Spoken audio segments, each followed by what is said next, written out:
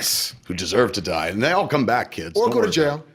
Or It's go to true. jail. They could go to jail. And the revolving door of justice in these comic book universes mean they're going to be right back out, up to no good mischief again. They're like Dennis the Menace, more than like real criminal menace. Recidivism is high.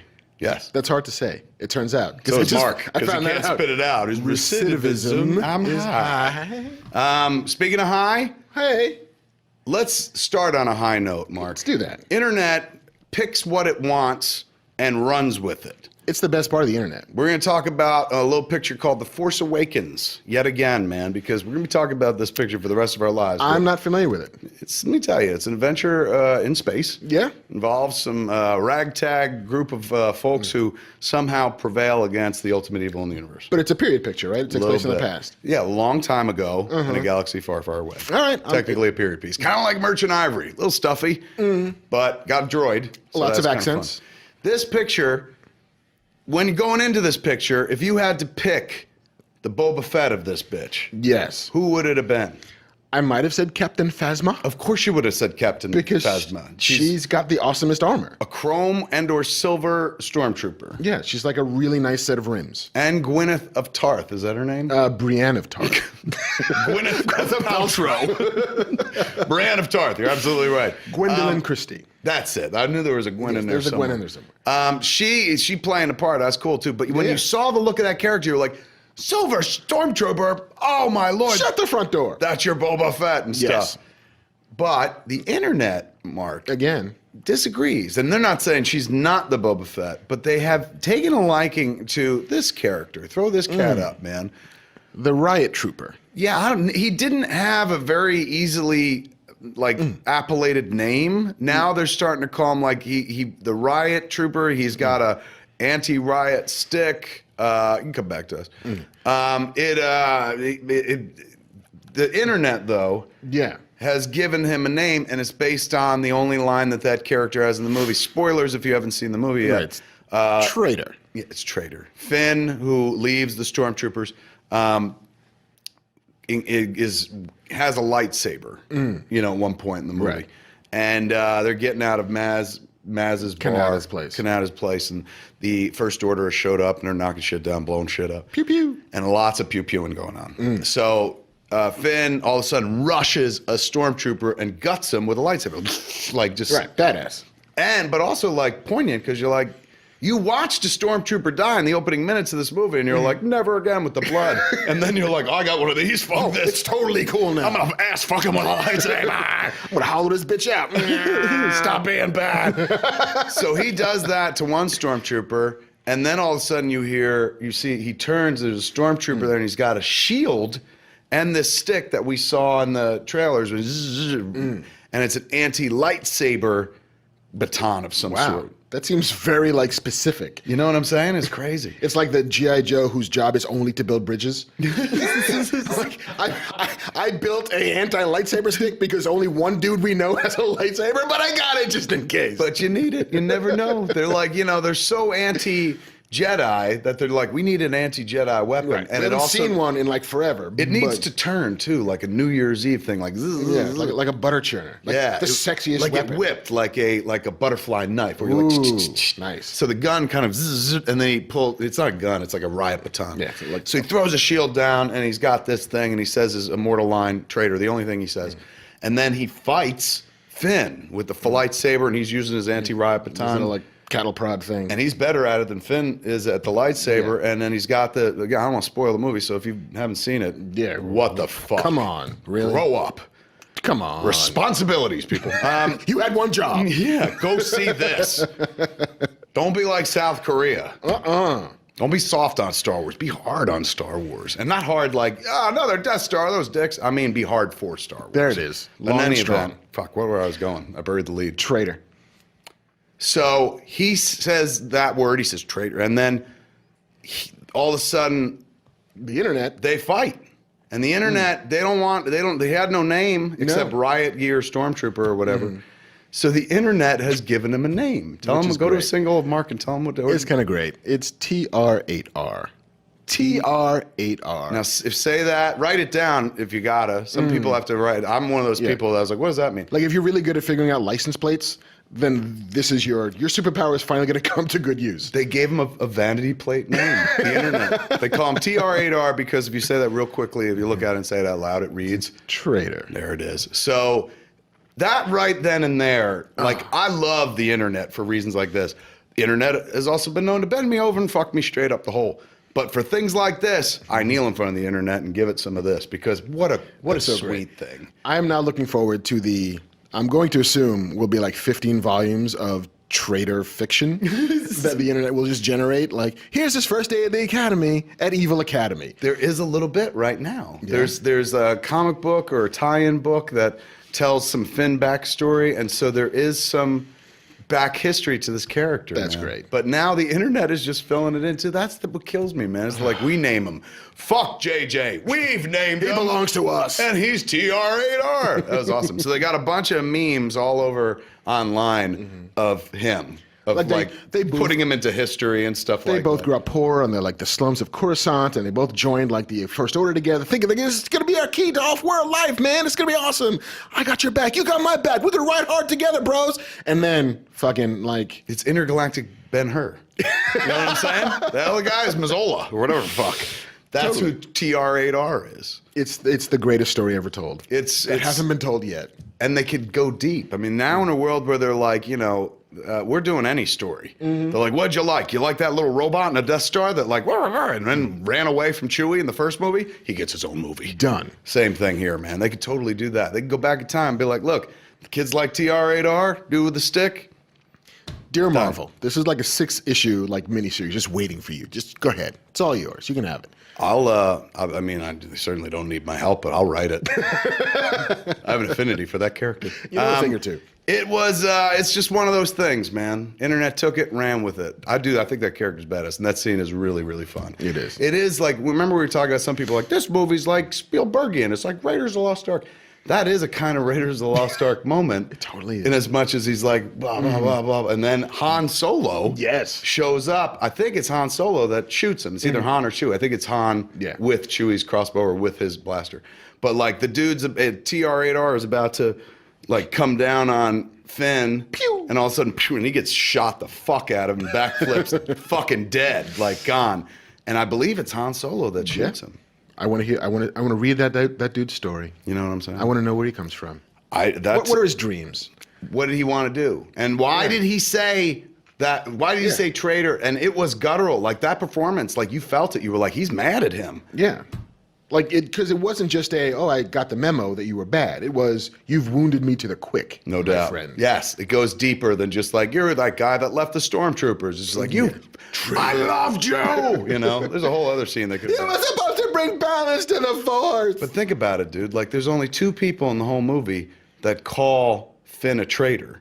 One is the Riot Gear Stormtrooper. The other is Kylo Ren. Remember? He's like, traitor!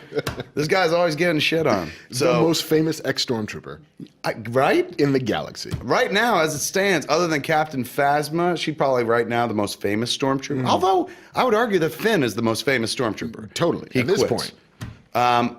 Captain Phasma next, and then TR8R seems to be giving Captain Phasma a run for the money. But Pretty Captain much. Phasma will be back in the next 2. Right. TR8R is somebody might have a stick later, but ain't gonna be that guy. That dude got the shit knocked out of him. Unless he's got a brother. Yeah, or a good friend in the directing community. But that is once again another wonderful example of like the audience takes what they want and says, "This is the movie."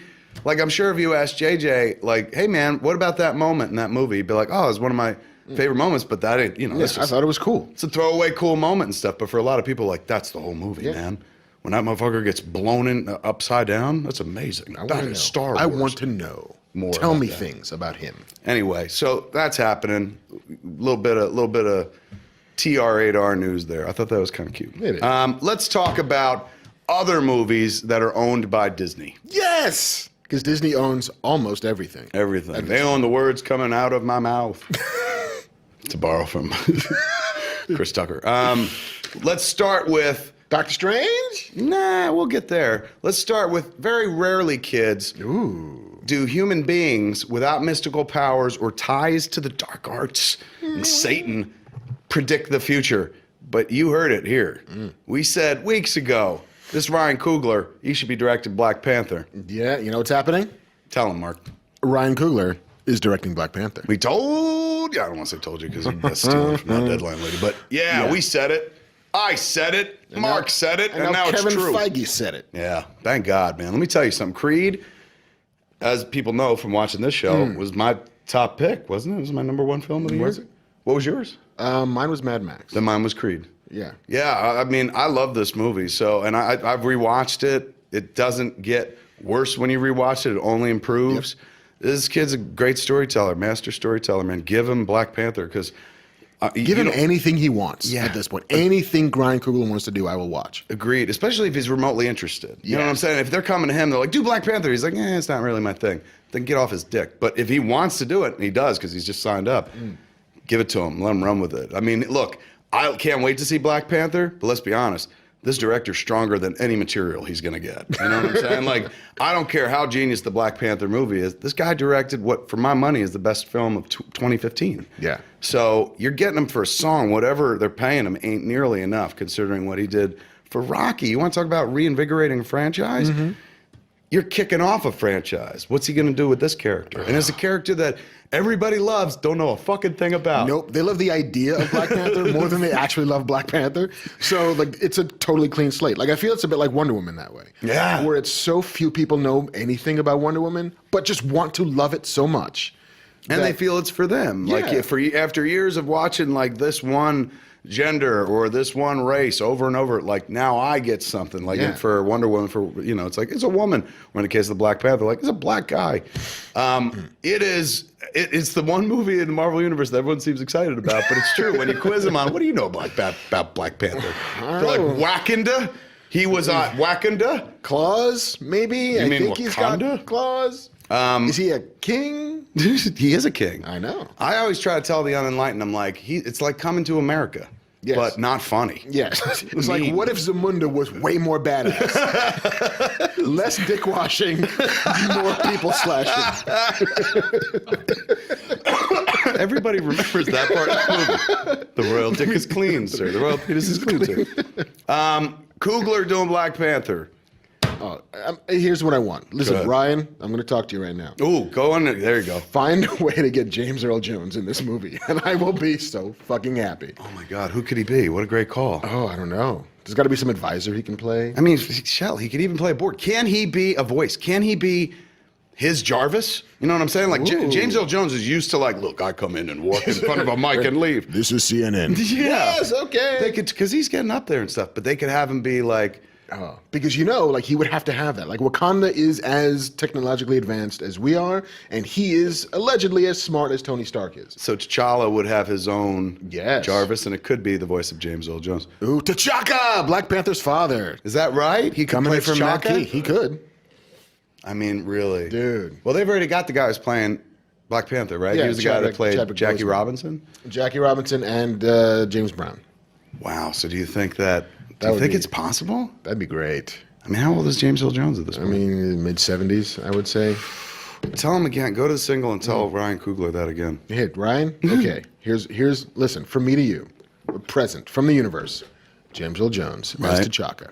And it should be like, I'm sure they're already He's 84. He's 84 years old? 84 years old. James Earl Jones, 84 years old, but Stan Lee, 93. He just turned 93 a couple weeks ago. So You know, look at like don't mean Max it. von Sydow is 90, I think, and he was in He was Force just Awakens. in The Force Awakens.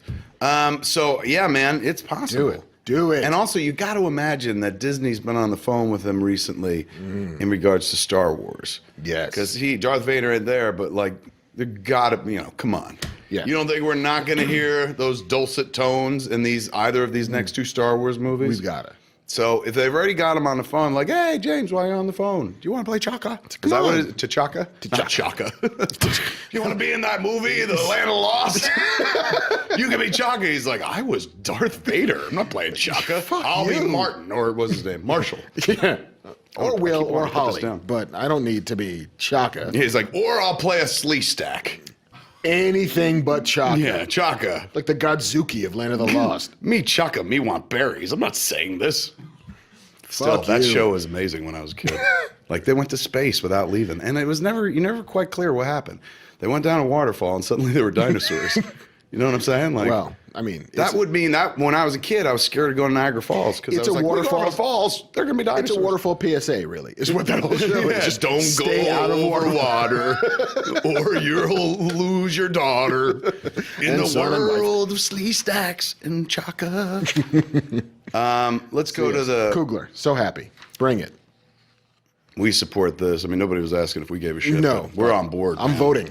It's huge. Can't wait to see. I mean, again, I can't wait to see Black Panther. But now, Way more. yeah, that's like they put an amazing director on it. Like, this is the age we live in, dude. I know. Like, you get somebody who's not like an A-list director, but it's like he's, as far as I'm concerned, he's brand new. He's A-list. This to me is as good as landing like a Spielberg. And I know some people are like, fuck you, Spielberg's way more important. I agree. He's a very important director. He's been doing it for a long time. But this kid's got the goods, man. This Ryan Coogler. Yeah. This Just is like as it's like getting does. Spielberg after Close Encounters. That is an excellent call. What a great analogy. Fuck. So I hate when Mark is such a good writer out loud. Keep it in your head, Mark. I'm sorry.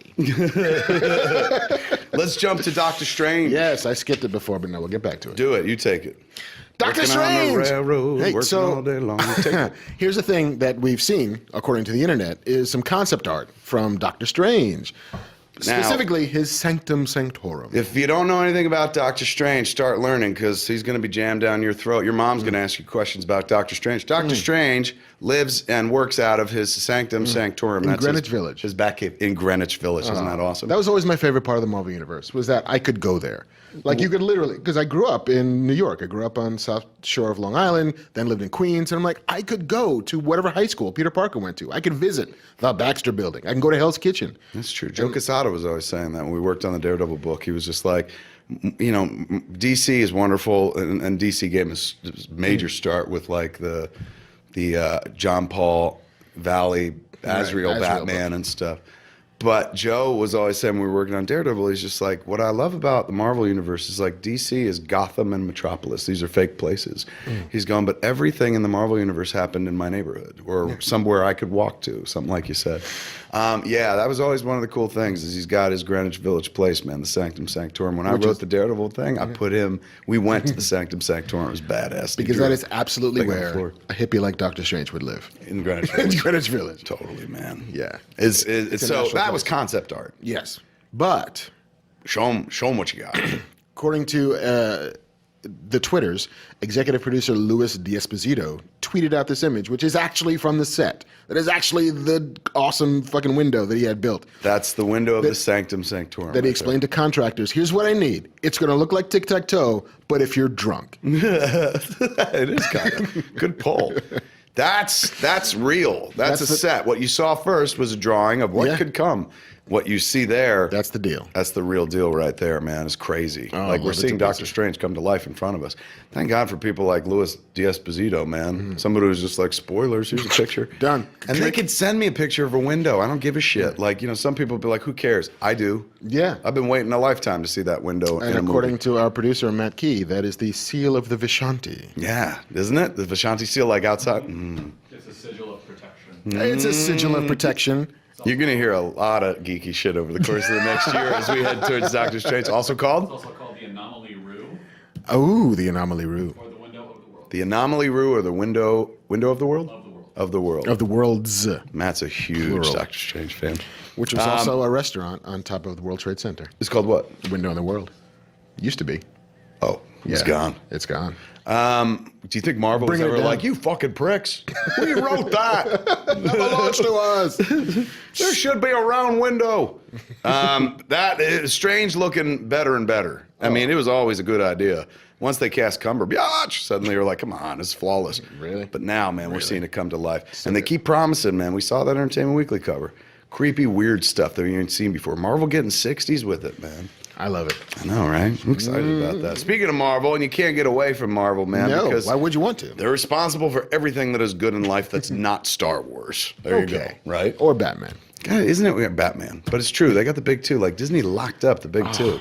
So like all your favorite super make their money back on Marvel pretty soon if they didn't already. Yeah, I mean, they're probably God, well into making their money back. And now Star Wars, they paid $4 billion. They're going to end up with the first one from just box office receipts. it's gonna of get $2 you billion. easy. But that's not even counting merchandising and marketing and That's all that not shit. merch. That's not DVD. That's not the eventual massive box set they will release of everything. That's not the reprint of the Monopoly set with the new Ray figure in it. It's not any of that shit. You know what happens when they make that much money? Your profits become greater. He's another stormtrooper.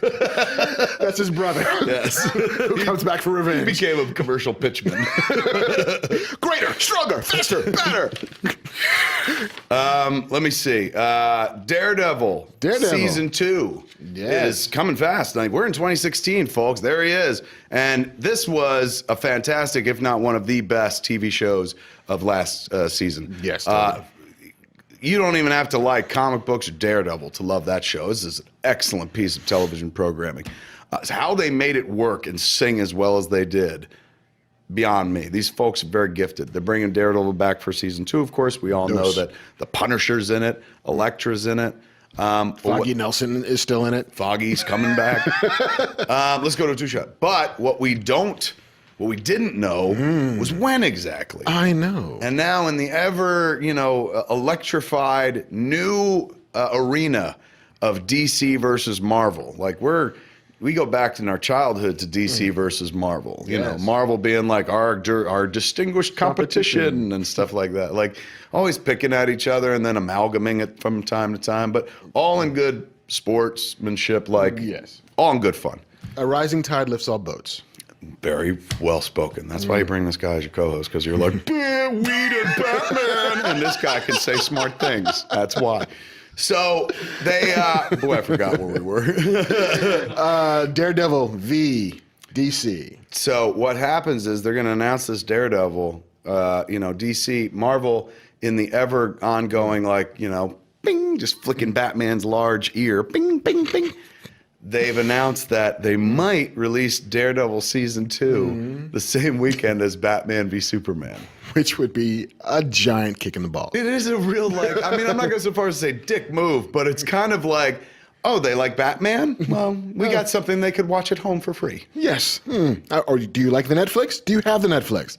Netflix and chill with us, yo. Oh, Hey. yes. Netflix, that's right. Marvel is inviting you to Netflix and chill. Yep. And not go to the movie theater. It's just so Yeah. I mean, it's adorable. It's funny. The They're like- official date isn't official yet. Yes. Like Netflix has only announced March. They haven't announced the actual 25th, but that's what people think it's going to be. And you got to remember, this is significant because Batman v Superman was chased off of a May date by Civil War. Civil War. So somebody's over there is playing. Like, you know what I'm saying? And I appreciate that at a high level, because normally at that level, people are like, I don't give a shit. We're here to make money, product, blah, blah, blah, blah, blah, blah. But this is somebody sitting there in a corridor of power going, you know what would really fucking piss him off? Let's do this. I like to imagine it's like Laurence Olivier in Clash of the Titans, just moving giant pieces around his chessboard. Like, Perseus has done well. Clink. It is, it's crazy, man. But they're smart to do it too. Yeah. It's a smart why wouldn't play you? because Why people are like, I'm dialed up. I'm fucking tuned up to watch heroes beating the shit out of each other. I went to a movie theater, saw Batman fighting Superman. Now I can go home and watch Daredevil fight the Punisher and Elektra. I saw 2.5 hours of that thing. I can get 12 hours of this thing. Smart. It's smart, man. It is. But do you think it possibly affects the box office? Not one iota. Not in a really manifest way. Not in a measurable way. No. I mean, it's smart because it keeps their brand alive. Although their brand ain't going nowhere. They're just fine brand-wise. They're not like, boy, I wonder if people will forget us. Civil War was just out 2 months prior to this. But still, it is a real just poke them in the eye a little bit. You thought you could have a weekend just for you. I know. Sorry. Don't be surprised, dude. That the July 19th is that CW special, where it's like January 19th. What is it? January. January 19th. Did I say June? You I'm said an idiot. July. I'm But that's thinking, okay. I'm in the summer, kids. Fuck this. The winter, that's for old people. They've announced the Legends of Tomorrow special and the DC Movie Universe special on CW. I would not be surprised if all of a sudden on ABC there was a Marvel Captain America special. Which they are totally doing. I don't think it's that same weekend or time frame. I wouldn't put it past them But to be they like, are- you know what would really piss them off? If we went on ABC at the same time. They are doing a 2-hour block on ABC launching Agent Carter, and I'm pretty sure part of that 2-hour block is a Captain America. More of this, dude. I don't know whose idea it was, but it's like more of this. Like you watch, tune into that DC special, not because I host it, and I do with Jeff Johns, but do it because more of this. You know what I'm saying? Where they're like, we're just gonna take a half an hour to debut a movie trailer that you're then gonna watch a gazillion times online. Like the more they feed this shit as like something to be proud of, and as like this is important. The more we get to see these movies, the more you're gonna get to see fucking Giant Man in Civil War. Like, I don't how clear can I make it? Support this kind of shit. Damn it, people. All these people are. They're like, we do support I you, know, fat dick. We're showing up for this. Yeah, they're like, come on, we're watching a show We're called all Fat Man and about this. Batman. Get off our ass. Where else should we be? What else should we be doing? Preach to the choir. Go back to being Silent Bob, you fat dick. It is, it's golden time, man, if you're a comic book fan of any kind. But I think it's funny that they've continued this into the 21st century, the digital age, this kind of poking at each other thing. It's like, oh, you guys are throwing a giant party that night? That's okay. We're going to have a little kegger back at our place. Is that cool? Because we got like Daredevil and Elektra. All the popular characters are coming. You know who put out is fucking Matt Murdock. That motherfucker is a male slut. Blind and thirsty. I'll say it. But I'm telling you, man, this is it's good time. It's good time that these two want to just play like that. We all win, as Mark said. Sure. Rising tide Lifts takes boats and throws them something like against that. the rocks. It was very smart when he said it. It was. I don't remember Speaking of very smart, let's jump out of our favorite subject matter, Marvel, and talk about stuff that is just okay. Michael Bay is directing. Look at him. Look how happy he is. Thrilled to pieces. You know what I love? Money. That's the Charlie Brown sigh right there. Michael Bay is doing another Transformers. He's going to direct Transformers 5. Has he directed all of them now? He has indeed. Every single one of them he's directed. He made a comment where he didn't even know what it was, dude. He's like, I'm doing Transformers 5, is it? I've taken a lot of work. That was his quote. There's going to be another Transformers movie, Mark. And it's going to be just as visually confusing as all the previous Transformers movies. I stopped going because I don't know who to root for. Do you like cars with balls? Then is this one for you? The only way they get me into this movie is if this is when they thread the needle with G.I. Joe and the Micronauts. If you start bringing other shit in, then I'm back, Michael Bay. They kind of fucking have to. Michael Bay's like, you think I fucking need your fat ass? These movies make billions of dollars. I own all the tigers in the world. Why do I need to worry about what you do? Take it to the limit. Michael Bay has bought a tiger. Look, there is Michelle Pfeiffer in the elevator. That was Scarface for one little piece of the montage. Nice time. Let me tell you about Michael Bay. Tell me about Aside from this Transformers thing, he also tied up the Teenage Mutant Ninja Turtles, made a very successful movie. Some people are like, they look like Doomsday. That was a retro kind of fit. You know, not the turtles I remember from my childhood. Go, Ninja, go. Friendly Muppet things. They've got these new CG creations. Look like they could scare kids, but kids like it and they're all going. They were totally fine with that sad meal from Batman Returns. They seem to be fine with the weird monster faces of these TMTs. Kids don't have the same high standards that you had. No. Kids aren't like, man, this ain't Teenage Mutant Ninja Turtles unless Krang's in it, motherfucker. Where's my Bebop and Rocksteady? Well, guess what? If you wait long enough, kids, you get everything you want in this life, even if you didn't know that you wanted it, man. Yeah, at some point, the bottom of the barrel will get scraped. And they did it in the sequel, in part 2. It's not even, it's crazy. We know from the trailer, Teenage Mutant Ninja Turtles, Bebop and Rocksteady, fan favorites from the animated series, the Warthog and the, what is the other guy? Rhino. Rhino, of course. How could I forget that? Rhino and the, it's not a warthog, is it? I think it was a warthog. So I was, warthog and a rhino. Some two kind horny of creatures. pig-like creature. We're horny. We want these turtle shells. And they use them like fleshlights. We're here for your mutants. This is why they don't let me do the fucking, for this and many other reasons. Nobody gives me any of these Turtles movies to do anyway. How much semen can you pack into a turtle shell? They're like, do we have to have this conversation every morning, Mr. Smith? Can't we just shoot? I'm like, first I want to know how much. Are we in metrics? Is it liters or gallons? A one, a two, a three. A three. helix to the center of a turtle shell. I don't know who's directing this turtle picture, man, but he's got the right idea. He's put Krang into the movie. He's throwing it all in there because why wouldn't you? Look at this him. point? There he is, looking like MODOK, but instead it's Krang and shit. Krang is in this picture, man. Like a real live action version of Krang with tentacles and all that crap. Bebop and Rocksteady. I gotta tell you, like, it's weird. It has a fucking good effect. Like, I don't give a fuck about these movies. And I say that with vehemence. But once they put in, like, I didn't even watch the cartoon, dude. No. I loved the black and white like the fucking Eastman indie and Laird? comic, Oh, Eastman and yeah. Laird. It was honoring Daredevil and stuff. It's all about the But foot. the cartoon was for kids, and I appreciate that kids loved it and stuff. I'm glad. And I did enjoy those movies and stuff. But I don't give a fuck about these characters in this movie. But the moment they were like, we're doing Bebop and Rocksteady, you would have thought that they were like, we're bringing your father back from the dead. I was like, what?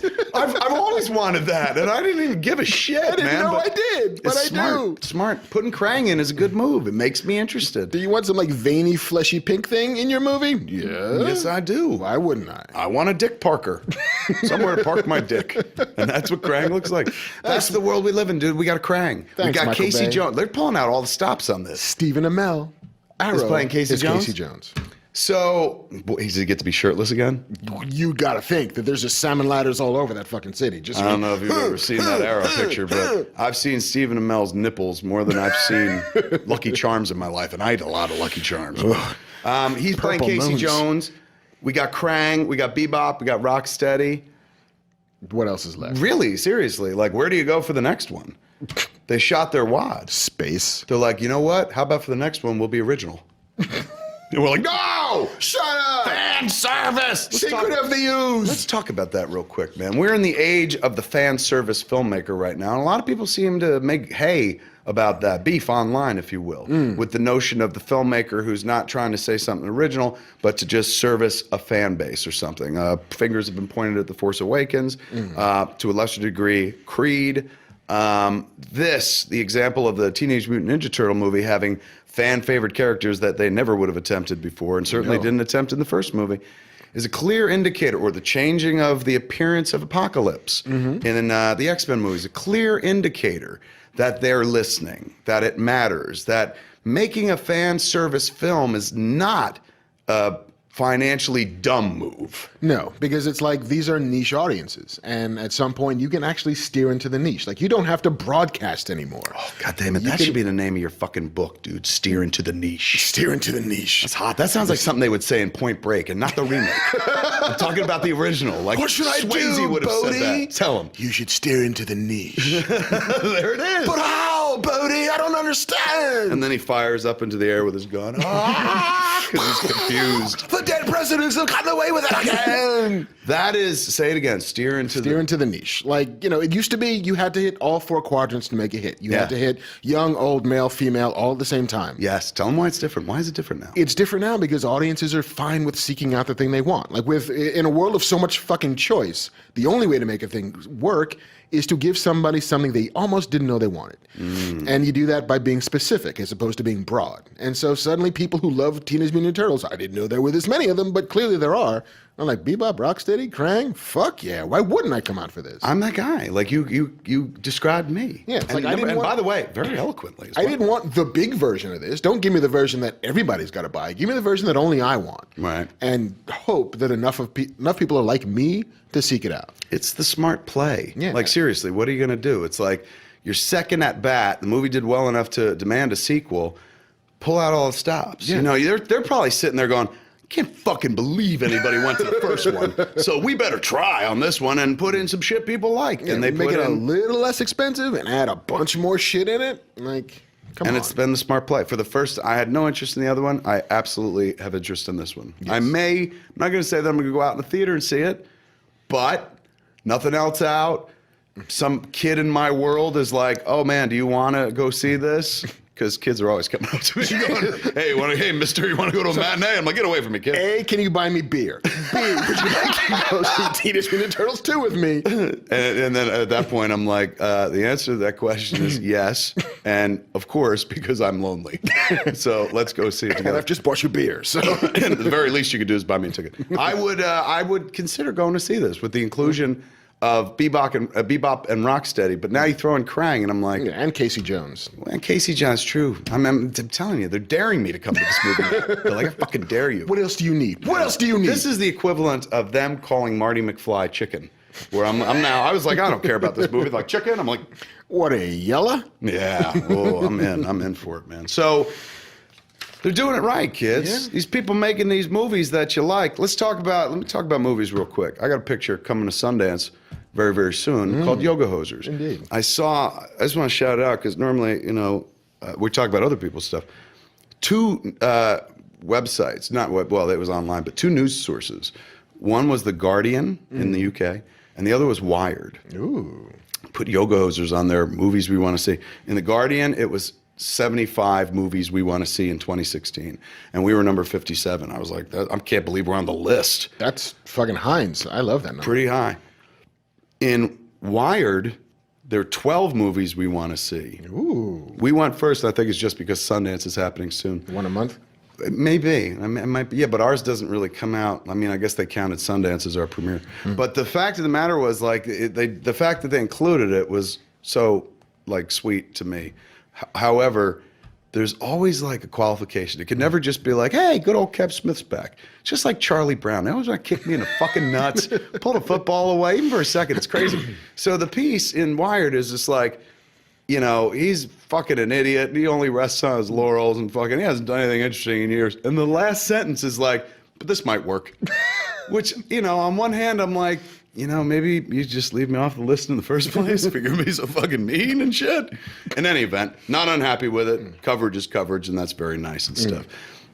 Something amazing happened, man. Like on Instagram, there's a guy named Jeff Quigley who drew a Yoga Hoser's picture based on like some of the photos that have been out there and stuff. And I put it up on my Instagram. It was beautiful. The girls together with a Canadian, maple leaf behind them and stuff. And the movie is like a total comic booky movie, very much a superhero affair, just no known characters, right? But I love this dude's piece so much. I was like, it'd be really tight, dude.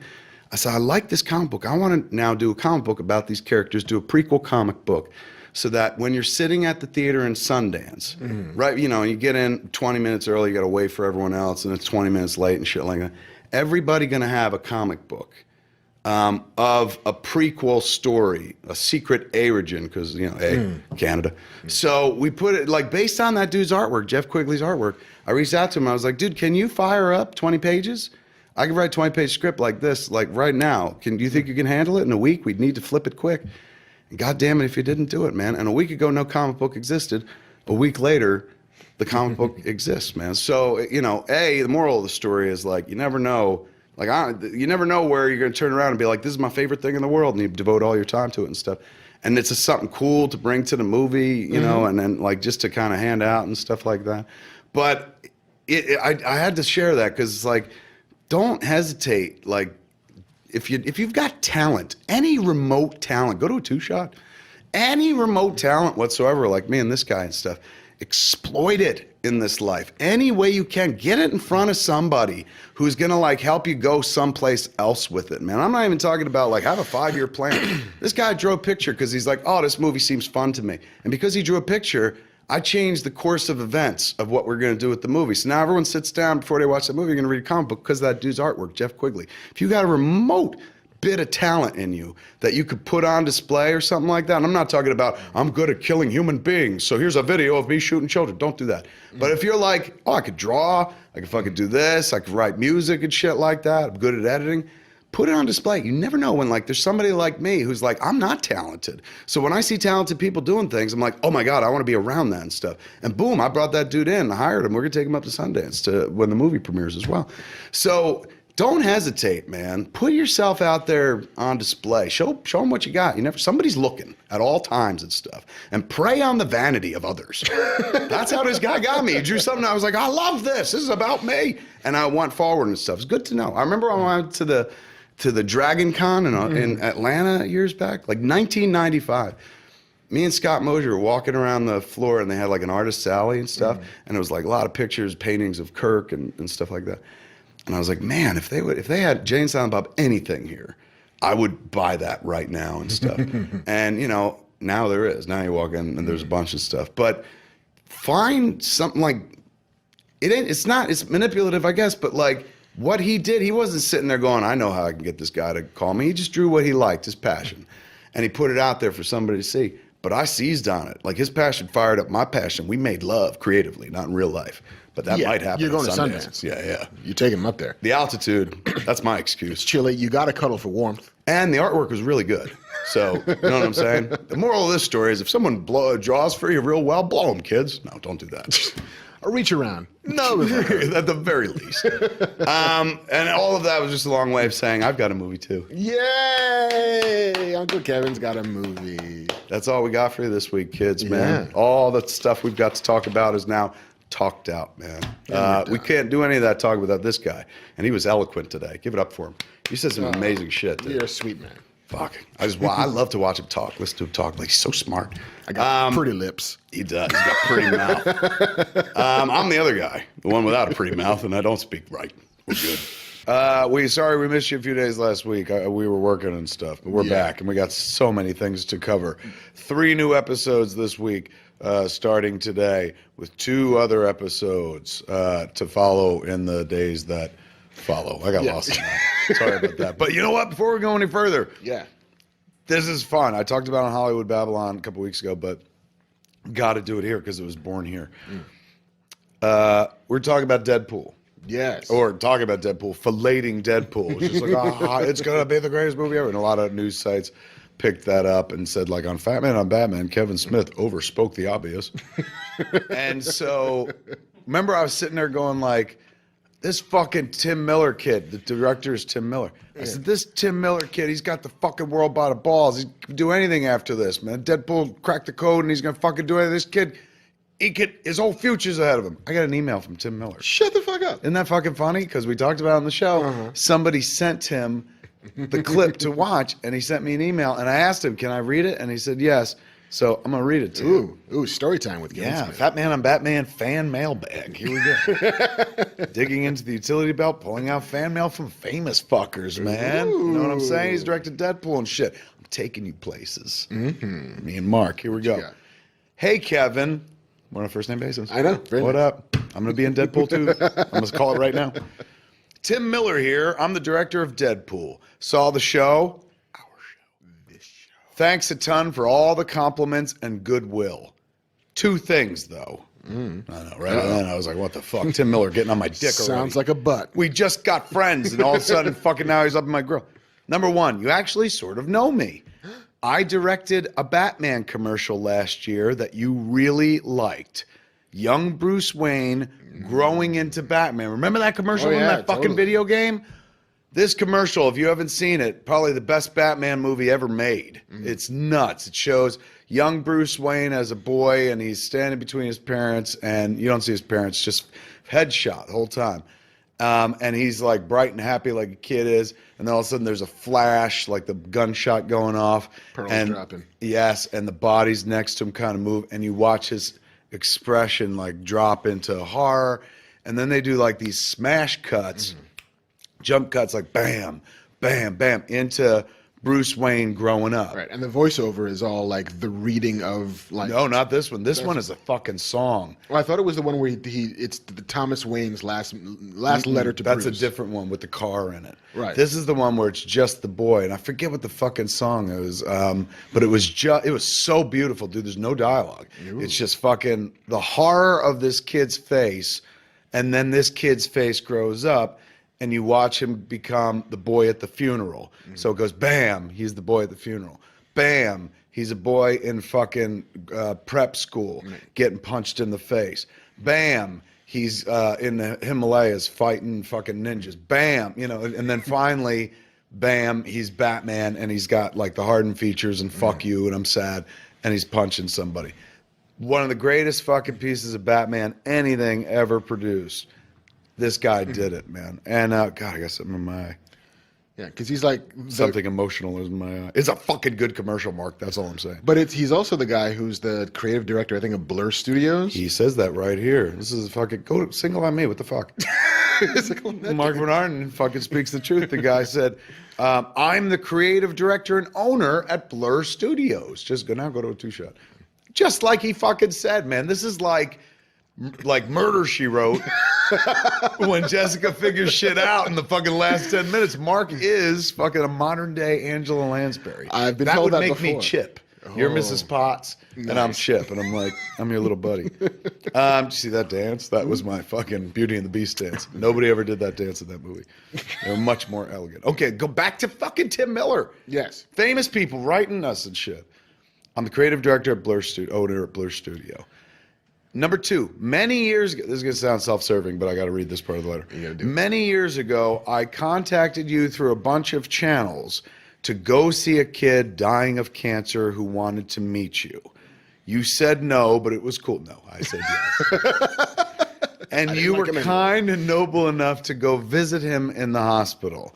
I remember this. Now, this is the fucking killer part of the email. Oh, and by the way, I am not a kid. I'm over 50. Like, I'm sitting there going, this fucking kid, Tim Miller's got the world by the balls.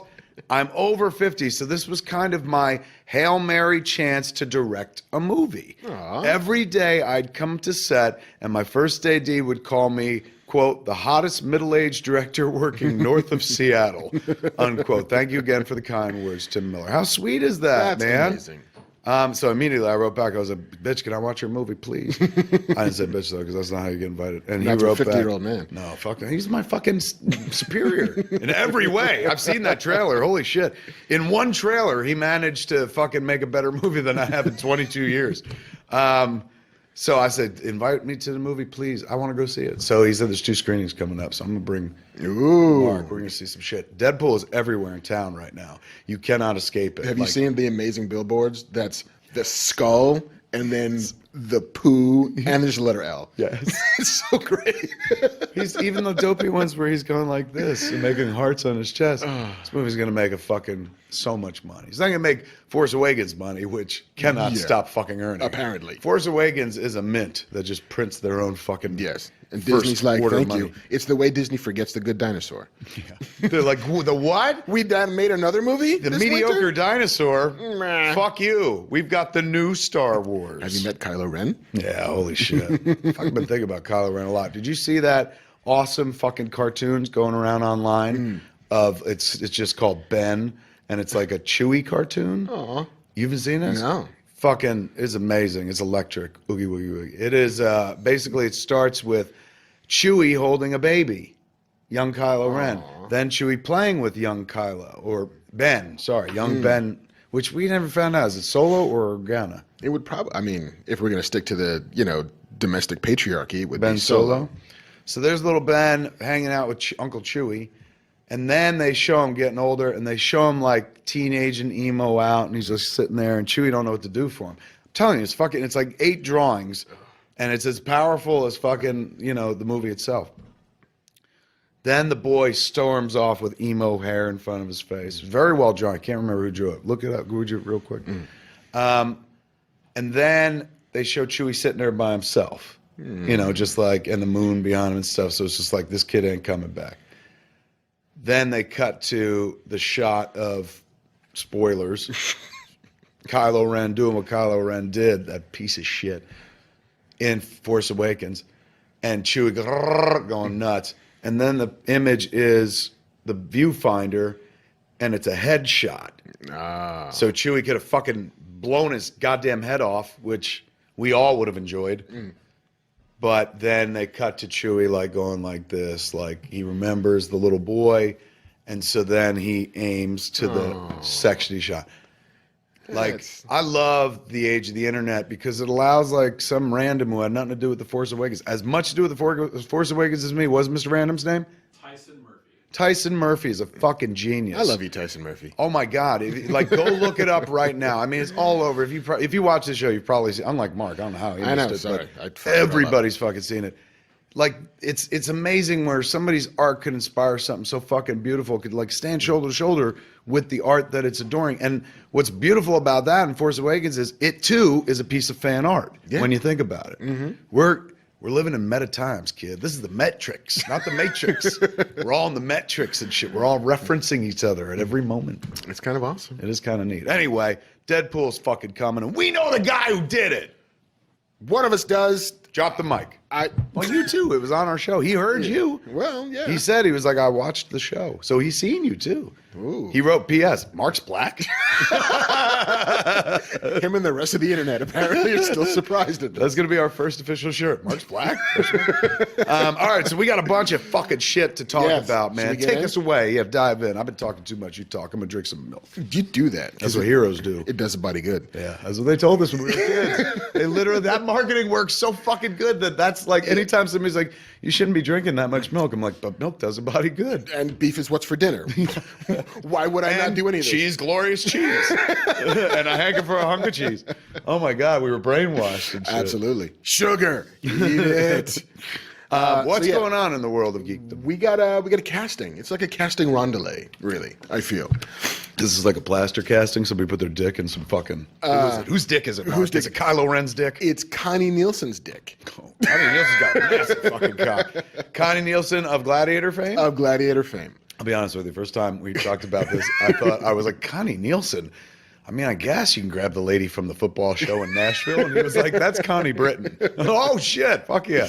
Which seems to me is like obvious a choice as Connie Nielsen and Connie Britton. I would have gone with Connie Britton. Look, myself. these are both fine actresses, man. And I can't act my way out of a fucking paper bag. Both of these ladies are incredible actresses. But didn't we hear whispers of like Nicole Kidman? Yeah, and like Robin Wright. Yeah, like what? Maybe Yeah. other characters?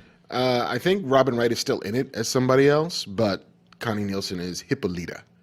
She could play Wonder Woman's mom, kids. Yes. There she is. There she is. I remember her from, well, of course, everyone knows Gladiator and shit. But remember that movie, The Devil's Advocate? Yes.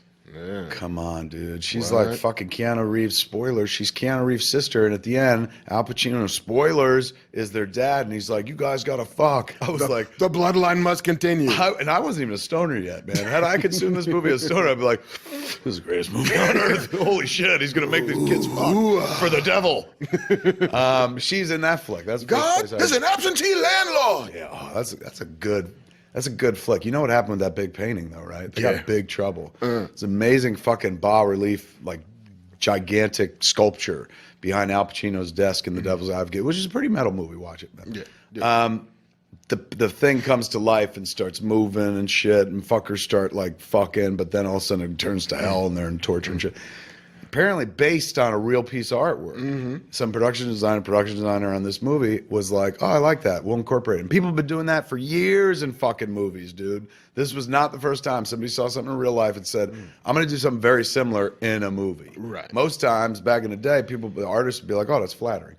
This artist did not find it as flattering, was just like, I didn't say you could fucking use my sculpture in your movie.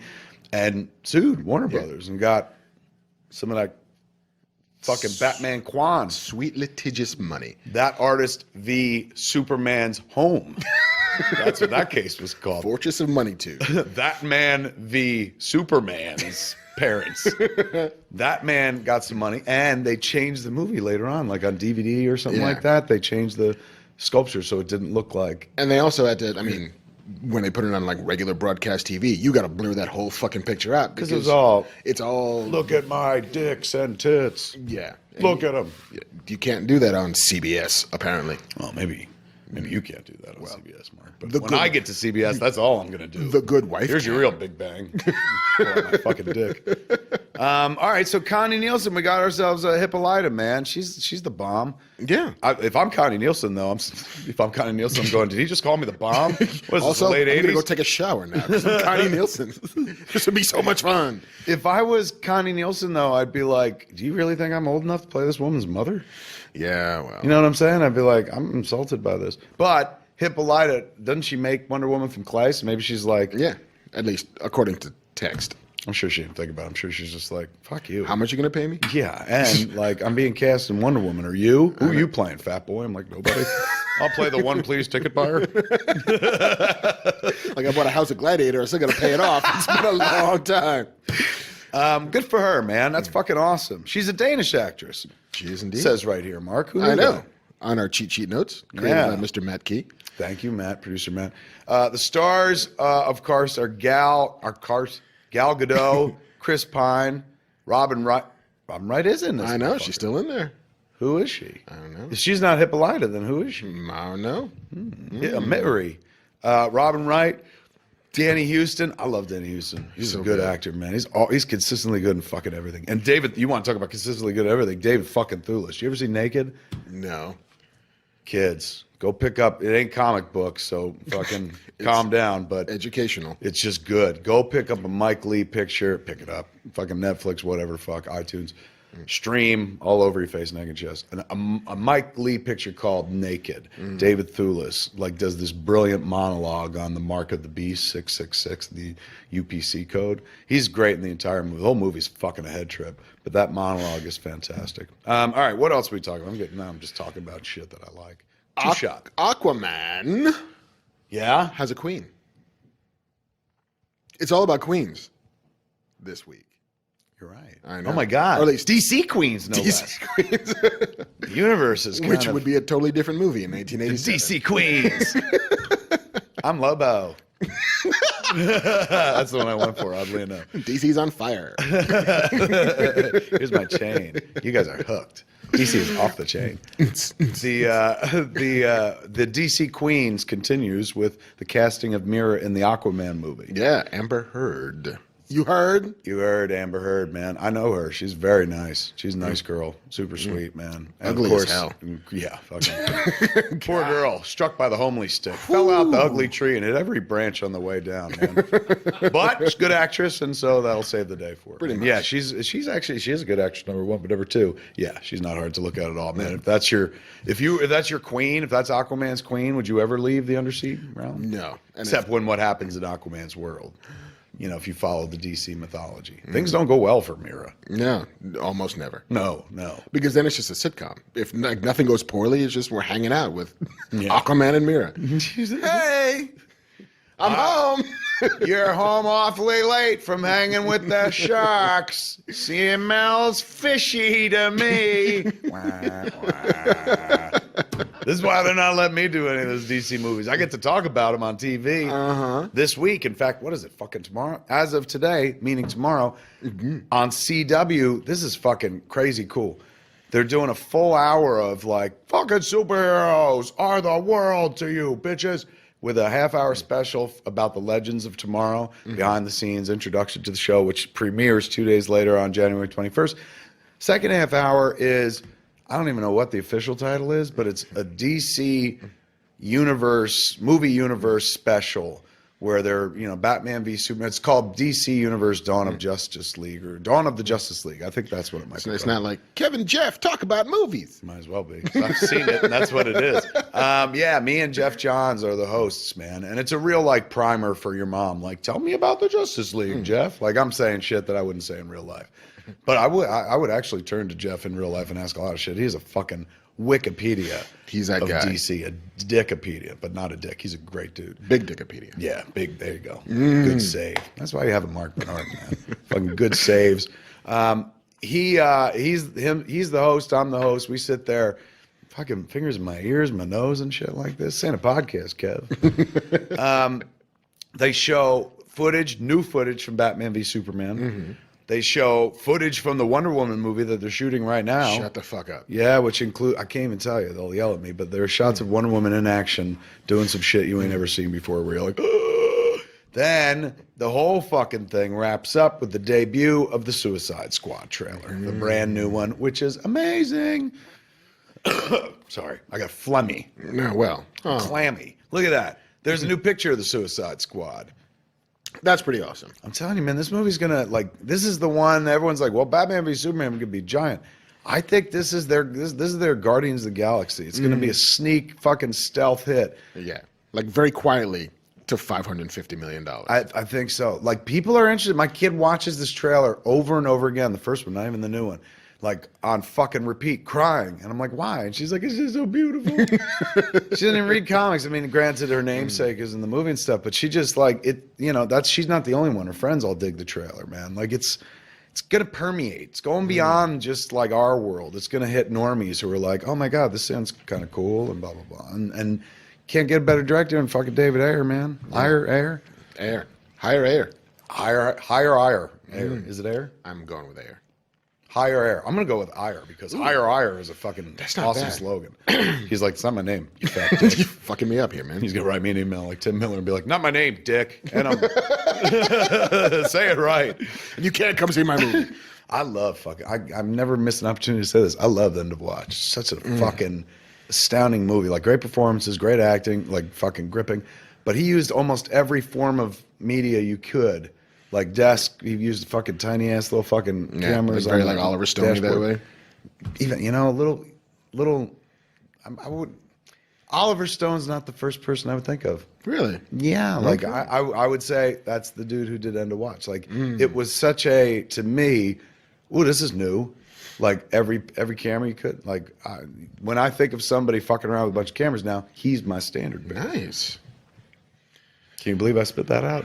Well done. So baked. Let's move on to the next thing. Amber Heard as Mirror is a fantastic fucking dude. Yeah, bring it. Yeah, I come want on. this movie. And I can't believe they're actually like, fucking, this is nuts. Nuts, dude. It's like we just talked about the casting of a Wonder Woman movie and an Aquaman movie, and it's not like, you know, wouldn't that be great?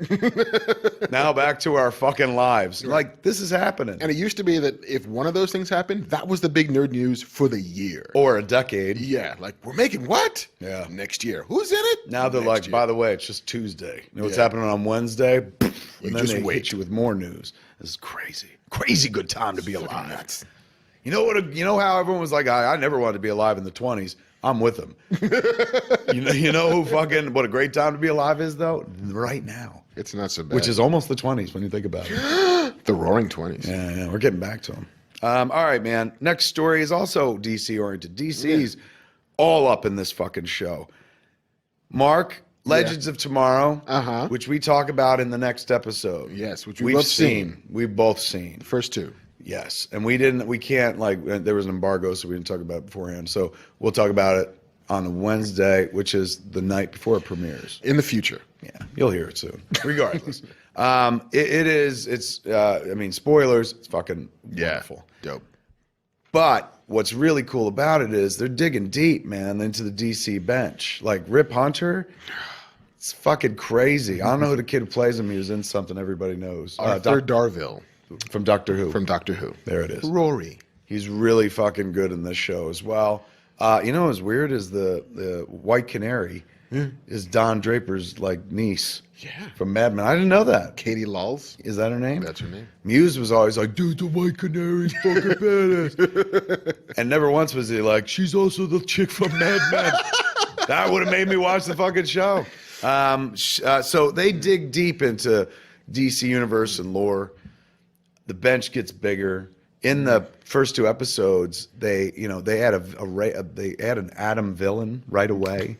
Do it. It's fucking dope. I love that every one of these shows, they get subsequently less afraid to go fucking deep, fucking fast. We know who's responsible for that shit. Yeah, it's Kreisberg, Berlanti, baby. Kreisberg, fucking Jeff Johns, Yeah. man. They're pushing that fucking line. Used to be, people were like, you could do a superhero thing, but they better not look like fucking superheroes or you're going to get smacked. Now, dude, they're pulling straight from fucking Yeah, books. it's like you watch the progression from Arrow to Flash to Supergirl to this. It's just, fuck it. Well, we're going to take like 6 episodes before we see a Deathstroke mask. Then Flash is right out of the fucking gate. And then Supergirl's like, oh, yeah, you want a Marvin Martian? Just do it. Martian Martian spoilers. Manhunter. You don't watch that show, but Marvin the Martian. Marvin the Martian. Would be awesome. That'd be fantastic. You just spoiled something that didn't exist. People are like, Marvin the Martian's and Supergirl. Now I'm watching. Look, yeah, the Martian Manhunter. Tune in for that. But this Legends show, Legends of Tomorrow, man, is they're getting real fucking excited. Getting people real excited. They're adding another character. I mean, look, they're going to add a bunch. Once you add the premise of time travel throughout the DC universe, you can go anywhere, which means you could do characters that you wouldn't expect to see in this current timeline or, would hope not to see. Jonah Hex. Fuck. Jonah Hex. Now, we've seen a Jonah Hex movie, so it's not like, well, I can't believe we live in this time when Jonah Hex. Like, Yes, I would rather not live in the time where that movie when that existed. Jonah Hex happened. Holy That shit. was not a good movie. In their hands, though, Jonah Hex, fucking give it to me. Give it to me. That's where I want it, back there, so I could carry it home. God, that's fantastic. They're just gonna keep adding character after character, dude, until finally, I'm like, Blue Devil. Yeah.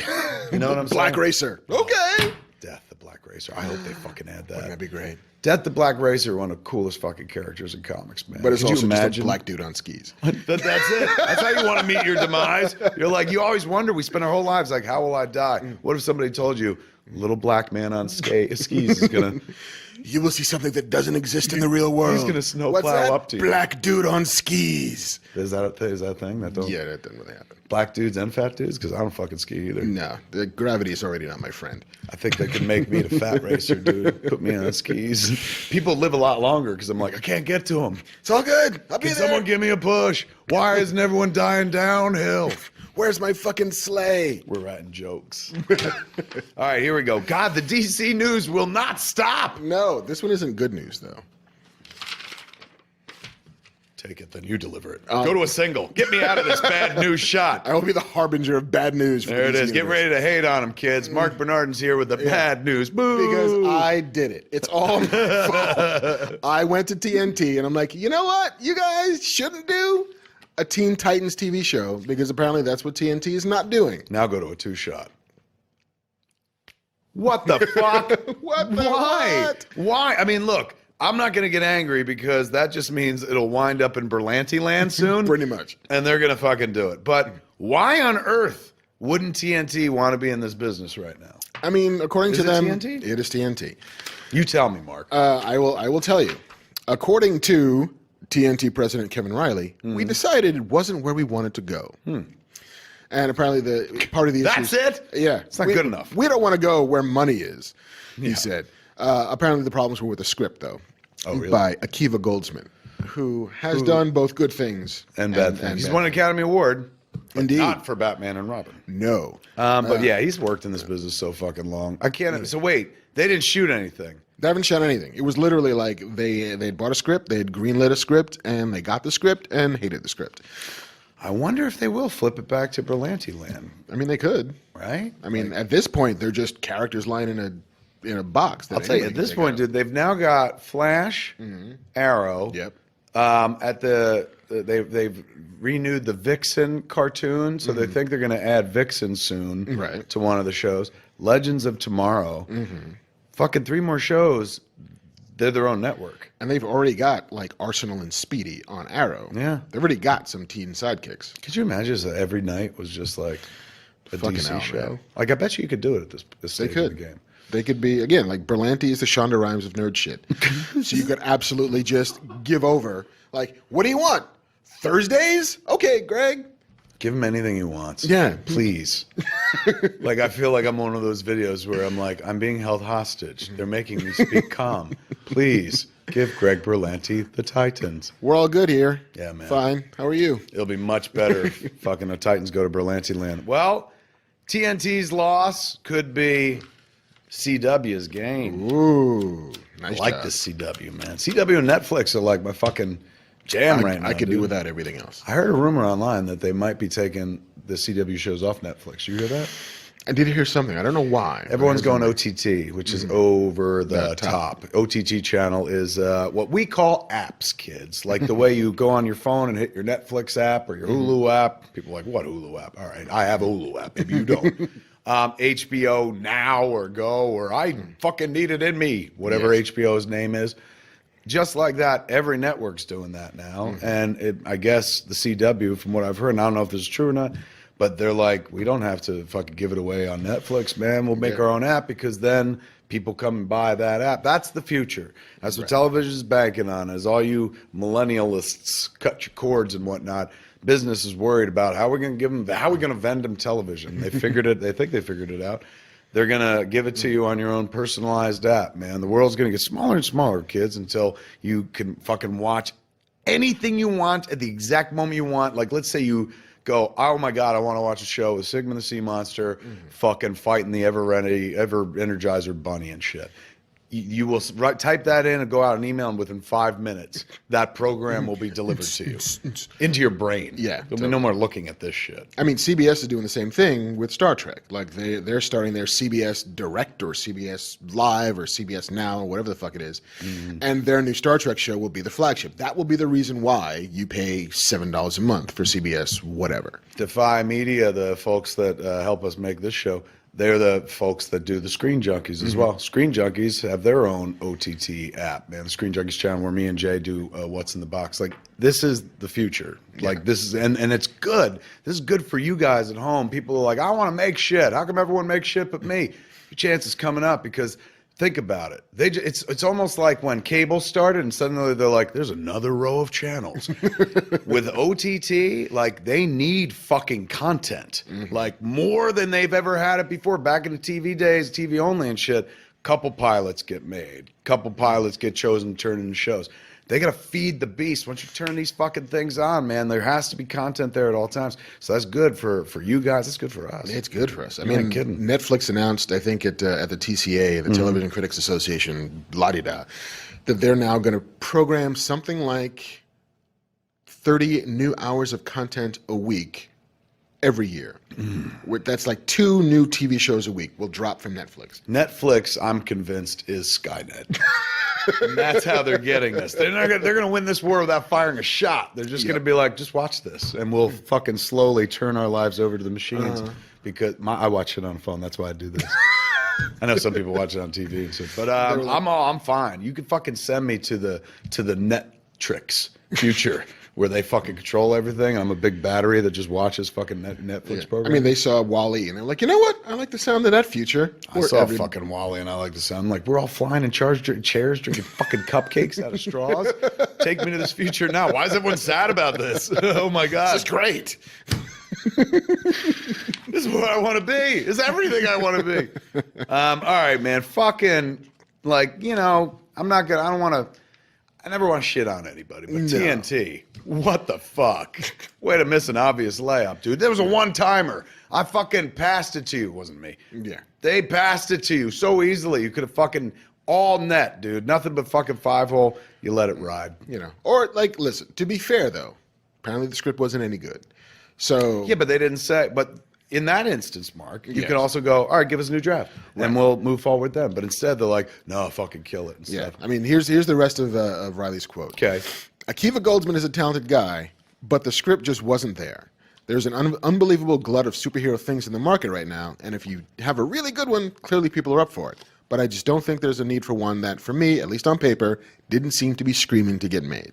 Wow, that's a lot of qualifiers. For me, at least, on paper, on a Thursday, while I was taking a shit, my dog was barking, and my wife was mad because she's on her period, and my kid fucking left home on that day. It also happened to be the birthday of Captain Kangaroo. I didn't like it. That's how fucking tentative the movie business and the TV business are. It comes down to some dude who's like, I met Kevin Riley. He's a really nice guy, but it's like, it's so arbitrary. Kevin Riley read the script, and he's like, not for me. Don't like it. Maybe it was for us. But you know what? Doesn't matter. It'll get tossed over, God willing, to Berlanti land, and and then we'll see the fucking Titans done right. Word, yo. Never get unhappy, kids. Somebody else's loss is someone else's opportunity. Nice. Pulp Fiction. Ooh. Thank you. Hard left. Was pulled from a fucking development, a trash heap, if you will, turnaround, taken from a studio that had opted not to make it. Columbia TriStar was like, we're not going to make this. And they decided not to make the movie. And fucking Harvey Weinstein was like, give me your garbage, and turned it into fucking Pulp Fiction. So just because someone passes on something, don't mean it won't pop up someplace else in a better form and stuff like that. Totally true. All right, Nothing's ever dead. Always got to fucking give them some hope. A bunch of kids out there crying. Go, no Titans! It's funny, man. Most people like, who are the Titans to you? Because, dude, a bunch of people out there, Titans that cartoon, and they're all fun and antic and shit. Yeah, like, go Teen Titans, go! That, which is fun, and I fucking love that shit, but that was my Titans right there, son. Judas Contract and shit. Well, maybe not that one so much, but I want more Starfire. Yes, look at them. That's when they were all kids and they were happy and shit. Look at that. Before fucking shit went south and they all start fucking. That's the original Friends right there. They all lived in an apartment. Living together, giant T-shaped building. Na, na, na, na, na, na, na, na. That was my bad rendition of the Friends theme. All right, man, we're gonna jump out of No. one more piece of DC news. Yes. Can you believe it? It I is all know. DC. It's mostly DC. Yeah, it really is. So check this, children. Preacher has a premiere date finally. We're going to be able to finally watch Preacher if you go to the South by Southwest Film Festival. Great South by Southwest Film Festival programmed by a good friend of mine, Janet Pearson, who's working very hard, feverishly right now to put together an amazing fest. Since she's taken it over, I mean, that festival's always been great, but since she's taken it over, fucking sublime, and she's got excellent taste. I've never been. Get off the fucking show. Really? You never been to South by No, Southwest? never have. Number one, it's in Austin. Yeah, where I some mean, of the best yes. food on the planet is. I know. And the only, the liberal bastion of Texas. So The you don't last feel like, great city. Yes. You don't feel like you're like in the scary Texas. You feel like you're in the fucking Texas from the movies where people are like, come on, have some barbecue, y'all. And you listen to music and stuff. It is, it's fantastic, that whole festival, man. And it's not just movies. Like, it started as music. Yeah. It also incorporates online, digital, and shit like that. But the film part of it, which my friend programs, is for just mo juice. So she brought like Seth there many times. I think like the interview was maybe they did there or something else. But they're bringing Preacher to South by Southwest. That's awesome. For the premiere. So it's going to premiere at that film festival. And then, I don't know, does it have an air date yet? Not yet. Not yet. It is still one of those like AMC is thinking, I think summer, maybe. And they're also premiering at South by Southwest the Pee-wee's big holiday movie. Pee-wee Herman getting a big holiday movie. Yeah. It's Good been for a you, while. Pee-wee. It's been a while since Pee-wee had a movie. Good for you, Mr. Rubens. Right? Fucking, and boy, like he hasn't aged a day. No, like those shots of him on Pee-wee don't crack, as on they Gotham. say. Yes. You're like, Jesus. Well, Are you black? he's always like skinny and pale. Yeah. And he's, as a grown man, skinny and pale. So it kind of works out. Well preserved. I didn't see that live show when it was going on. Did Me you neither. ever see that? No. I think Ralph went to see it. My friend Ralph Garman, he was a big fan. And then I think that's it. No, that's it for DC. That's every DC. I had some friends at the TCA things who've seen the Preacher pilot. Yes? Who fucking loved it. Really? Yeah. I didn't even know they showed it there. Yeah, like they said that it took some liberties from the comic as we know it, but not in a bad way at all. They say who directed? Seth and Evan direct the pilot? I don't think I didn't get a read. They're producers. Seth Rogen, the great Seth Rogen, and Evan Goldberg, the greater Evan Goldberg. I got a fucking funny bit. One day I should bring that on this fucking show. When Zach and Miri came out and didn't do that well and stuff, like Seth did an interview with us where he fucking does his like, here's why the movie didn't do well, and he does this fucking story of meeting Harvey Weinstein, having 3 conversations with Harvey Weinstein. And Seth plays Seth, and off camera, Evan Goldberg plays Harvey Weinstein. It's really fucking funny. We've never put it someplace. This would be the place to put it. There we go. So, all right, they're going to have their premiere, man. We're going to finally see that fucking show.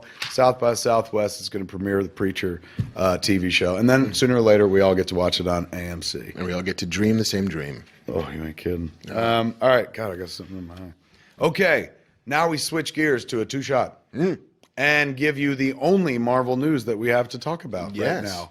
And it ain't good, kids. Not so much. It's really not even Marvel news. It's not even really that bad. It's just like a cranky person. Yeah, cranking. it's man yells at cloud kind of news. Get off of my lawn. Frank Miller, the great Frank Miller, motherfuckers. Let's just begin right then and there. Yes. Without this man, we don't have our Bible. And I live by Dark Knight Returns. When I was a boy, they taught us in Catholic school, if you ever have a problem, tell Jesus what it is, flip through the Bible randomly, point to a quote, and that's the Lord's answer. And, I would do it, and it's like a fucking fortune cookie. So sometimes it's on point, and sometimes it's just like, I have to stone slaughter somebody? a lamb. Yeah, what the fuck? Is that what God wants? I guess. That's Murder. what I one day got rid of the Bible, dude. I do that with Dark Knight Returns. Whenever I have a hard problem, I'm fucking flip through it randomly, point to a quote, and then fucking read it, and it always solves my problem. Usually that quote is, I'm going to fucking kill somebody or something like that. But it's The human body has 212 bones in it. I point to the same thing all the time. This would be a good death. There are 11 working defenses from this position. I'm on the toilet. Well quoted. Well quoted. Frank Miller is a genius. You can't fucking take that away from him, man. He reinvented Daredevil. He reinvented fucking Batman. Sin City. We all love those movies, or at least the one. Like, come on. Frank Miller's a goddamn giant. That being said, Frank Miller's unhappy Yes. again. Because This time it's about Elektra. And you would think it was Elektra from the Daredevil movie years ago, but instead he's mad about Elektra going to be in the Daredevil TV show. I don't know if he's mad. You tell me if this quote reads mad. It might just be him like funning around. Ooh, there's Elektra. Yeah, Elodie Young. He said, Frank Miller said, and I quote, "They can call it whatever you want, but it will not be the real Elektra." And protectively, the author also added, "Yes, I'm her father." So, he might just be fucking joking around. He might not be like, "Fuck them all, burn it out, fuckers." He might have just been like, "Hey, man, they can call it whatever they want. That'll never be Elektra because I'm Elektra's dad." Blah, blah, Yeah, I say who, I say when, I say who. You know what? He has that right to, as far as I'm concerned. Until he sells that shit for $1 billion to Disney, he can say whatever he wants about Elektra. He created her. Totally. It does. As a work for hire for Marvel, which is owned by Disney. So Hey! there it is. We're now in the future, kids. Look at that. It happened. We fucking warped time through a fucking black hole. And You know what? I think you're a legend of tomorrow, sir. this is why you fucking love a Mark Bernardin, man. He can bring shit full circle. Yeah, he sounds a little Yeah, a little cranky. Yeah, but I'm sure he'll be fine. I don't know if he watched Daredevil, but it was fucking astounding. If I was him, I'd be like, thank you. Yeah. They honored the fucking tone of what he created and stuff. So I think they'll do the same in season 2. Come on. These cats can do no wrong. I'm going to tell you something. The people from Daredevil came to me and they were like, "We want to rewrite your whole fucking useless life, Clerks boy." I'd be like, please fucking do it. Do I get a hallway fight? Can I please have a hallway fight? Can it be one shot? They're like, fuck yeah, it can be. I was like, well, I can't do that because I'm very heavy and that'd be tiring. Okay, what if it was just like making a grilled cheese, but in one shot? Oh my God. I can do that. Like, I'm going. Jeff Loeb, call me. Coming back. Call me I'm for a fucking 5-minute tracking shot, making that goddamn cheese. And I'm putting the cheese in the bread, and I'm coming back, and I'm cutting it, and I'm coming back. No cuts, except for the bread. And I'm coming back. I'm coming back. There it is, folks. That's all the news we got for this week. Man. Yeah. And as a bonus, our version of Daredevil season 3 with me in it cooking. Hey, man, you like this show? Fucking subscribe to the channel. Stop watching What's it your for problem? free. Jesus Christ. It's a button. Press a button. Listen to the podcast. Let's say you're like, I can't fucking watch this shit. Put it in your ear. Listen to the podcast. You can download it at smodcast.com. We got some cool home shows coming up. We do. Call them 2 different things now. Home shows, or the audio ones, and then this, of course. Yeah, with cameras. This cameras. We call it this is the camera show. The other one's the home show. Yeah, we haven't figured out what to call a camera show. So we're going to have some cool people coming up, man. But don't forget, there's always an audio version of it if you can't stand the sight of us, man. But who the fuck couldn't stand the sight of us? Look how cute we are. I mean, come on. Ebony and Ivory of geekdom. Ebony And Ivory live together in perfect harmony, side by side. Don't laugh for singing. Side by side. I got way too into it. Sure, it's a little bit raga. That's our future, dude. We're gonna fucking sing. There it is, folks. There it is, folks. Leave us alone. I hope you liked it. There's a bunch of news, man. Next episode, we're gonna talk about Legends of Tomorrow, and we're gonna talk about the fact that I am directing. Spoilers. A fucking episode of The Flash, Which is not. if you're not into Legends of Tomorrow and the CW verse, the CW DC verse. It's a lot of letters. The Berlanti-verse. There you go. Although I'm sure CW takes exception to that. They're like, what about the CW verse? DC Universe on TV is on CW. We know this because, of course, it began with, well, I mean, look, give them props. They've been doing this shit since fucking Smallville, right? Wasn't that a WB show? It totally was. And a CW show. It went on for 98 years.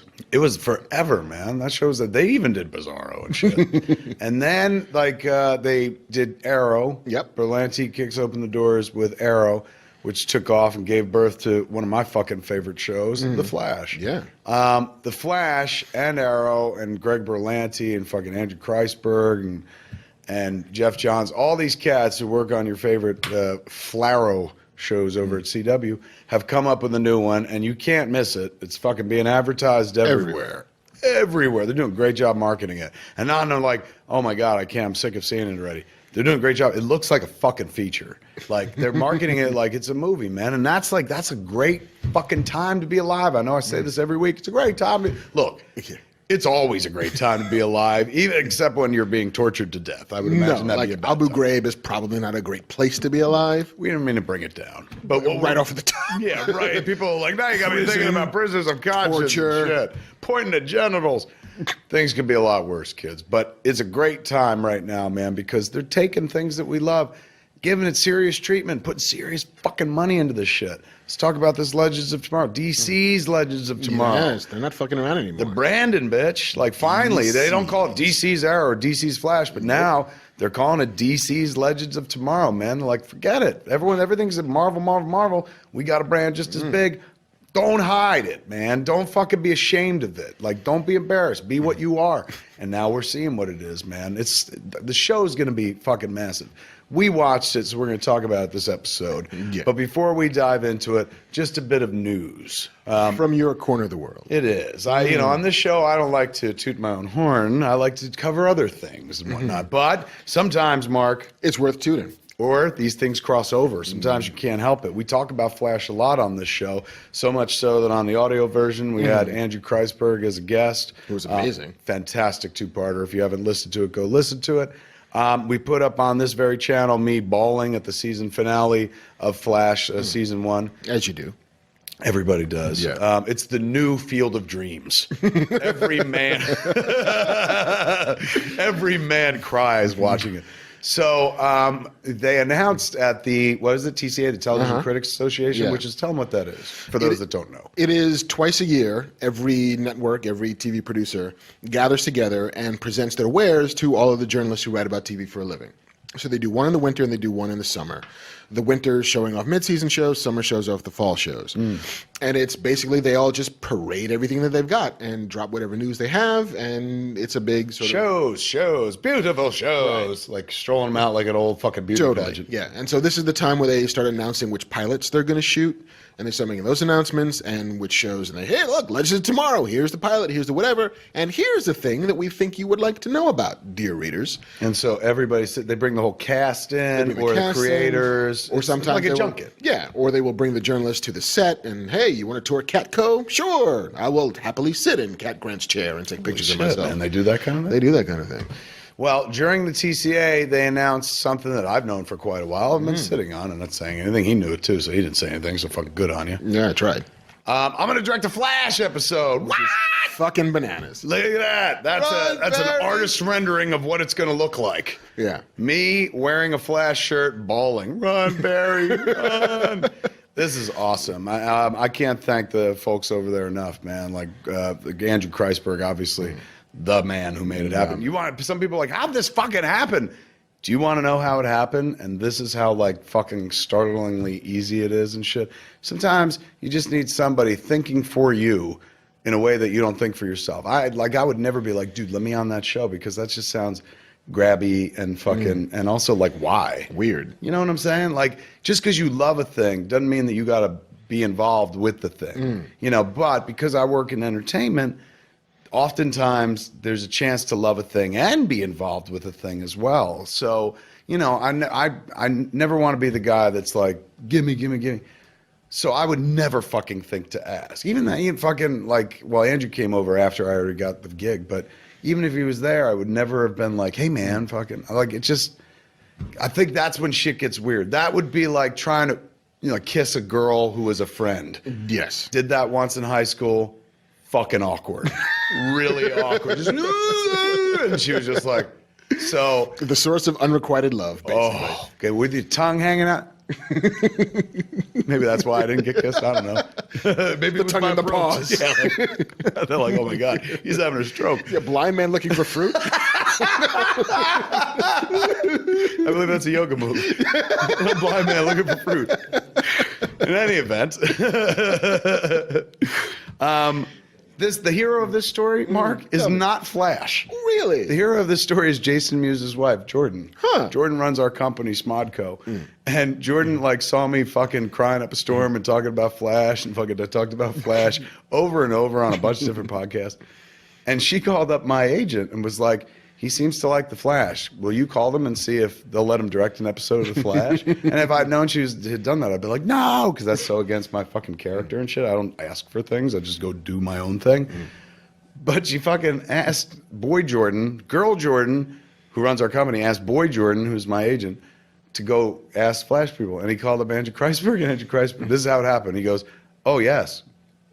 And that's it. Like, I could have done this shit years ago. You know what I'm saying? Never thought of it. But if it was ever to happen, happening on on Flash is an amazing thing. Now, I've seen like a lot of support for it on the internet. Crazy amount of support, dude. Normally, a lot of people are like, fuck you, you fat piece of shit, and everything you do.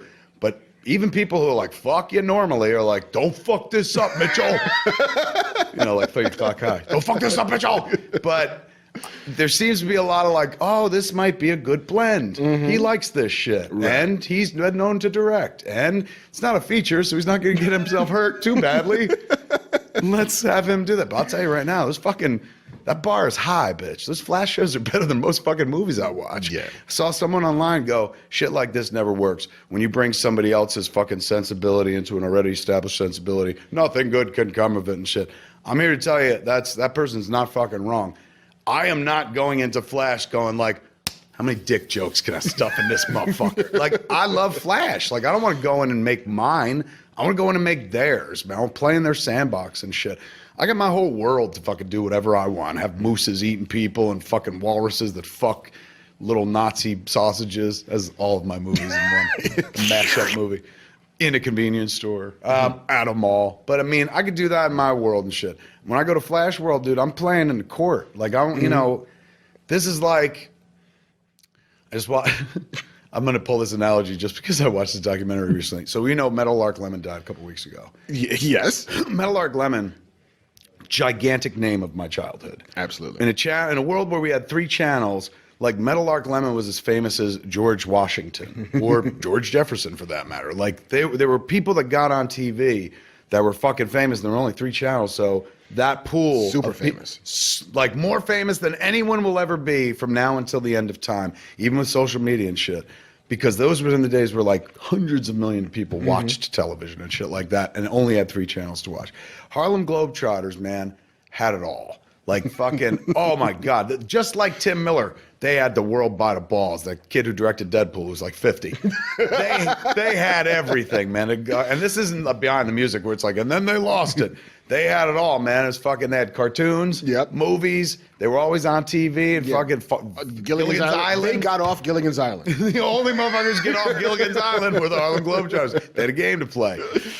Plus, they were just brilliant, like clown princes of the basketball court. But what most people don't realize is like they began their lives, like all of those people on the Harlem Globetrotters are expert ballers. Yes. More so, as good, if not better, than NBA ballers. And back in the day, in the early fledgling days of the National Basketball Association, they had a game with the Harlem Globetrotters. I think it was, I don't know, the Lakers. It might have. Or it could have been even like the ABA before they merged. No, it was a team that I recognized. I was like, oh my God, it's them. And they play. It wasn't like the Knicks. I want to say it was the Lakers. I don't know. 76ers, maybe? Maybe. They play them and kick their fucking ass and shit like that. And those cats are known as like, you know, fucking, oh, they spin basketballs and shit on their finger. But they came to play. Yeah. They played the game as it's supposed to be played. They weren't jumping up people's fucking necks and, you know, fucking dunking with 3 people and shit wearing a costume. No balls up the shirt. No. Where'd it go? They played it fucking completely straight. And they won the game and stuff. That's how I'm heading into this. I'm playing it straight. I'm not going in there and trying to bend the rules and do it my way and shit. Like, I want to do it their way. Otherwise I wouldn't go. You know what I'm saying? I don't want to be the guy that fucks up the show that I like. I already did that on Cinema Sins. I will never do that again, motherfucker. I will never be told by the audience, you ruined the thing that you love, and be like, I did, didn't I?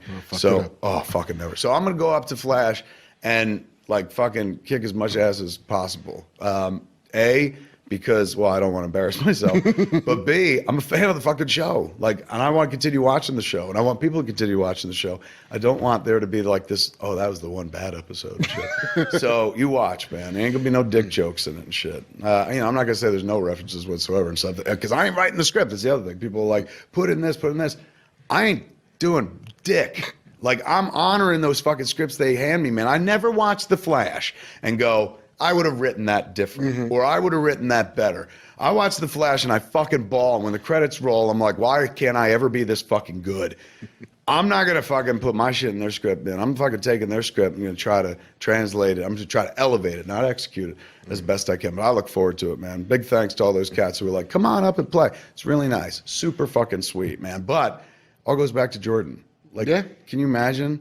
More useful. Jason Mewes' wife is more useful than Jason Mewes. Jason Mewes never once thought to call up Greg Berlanti and be like, hey, man, oh, can you let Moves direct?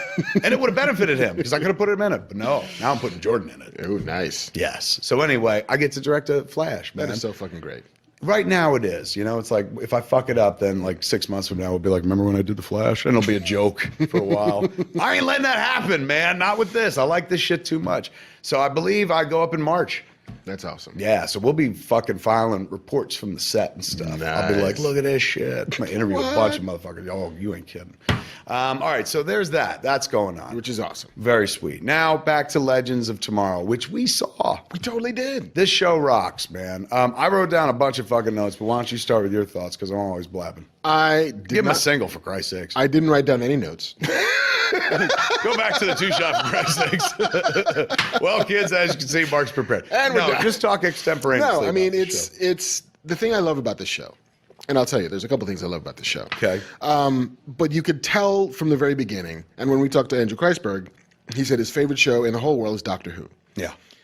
And this is very much like I got myself a companion from Doctor Who to be my Doctor Who leads a bunch of guys through time.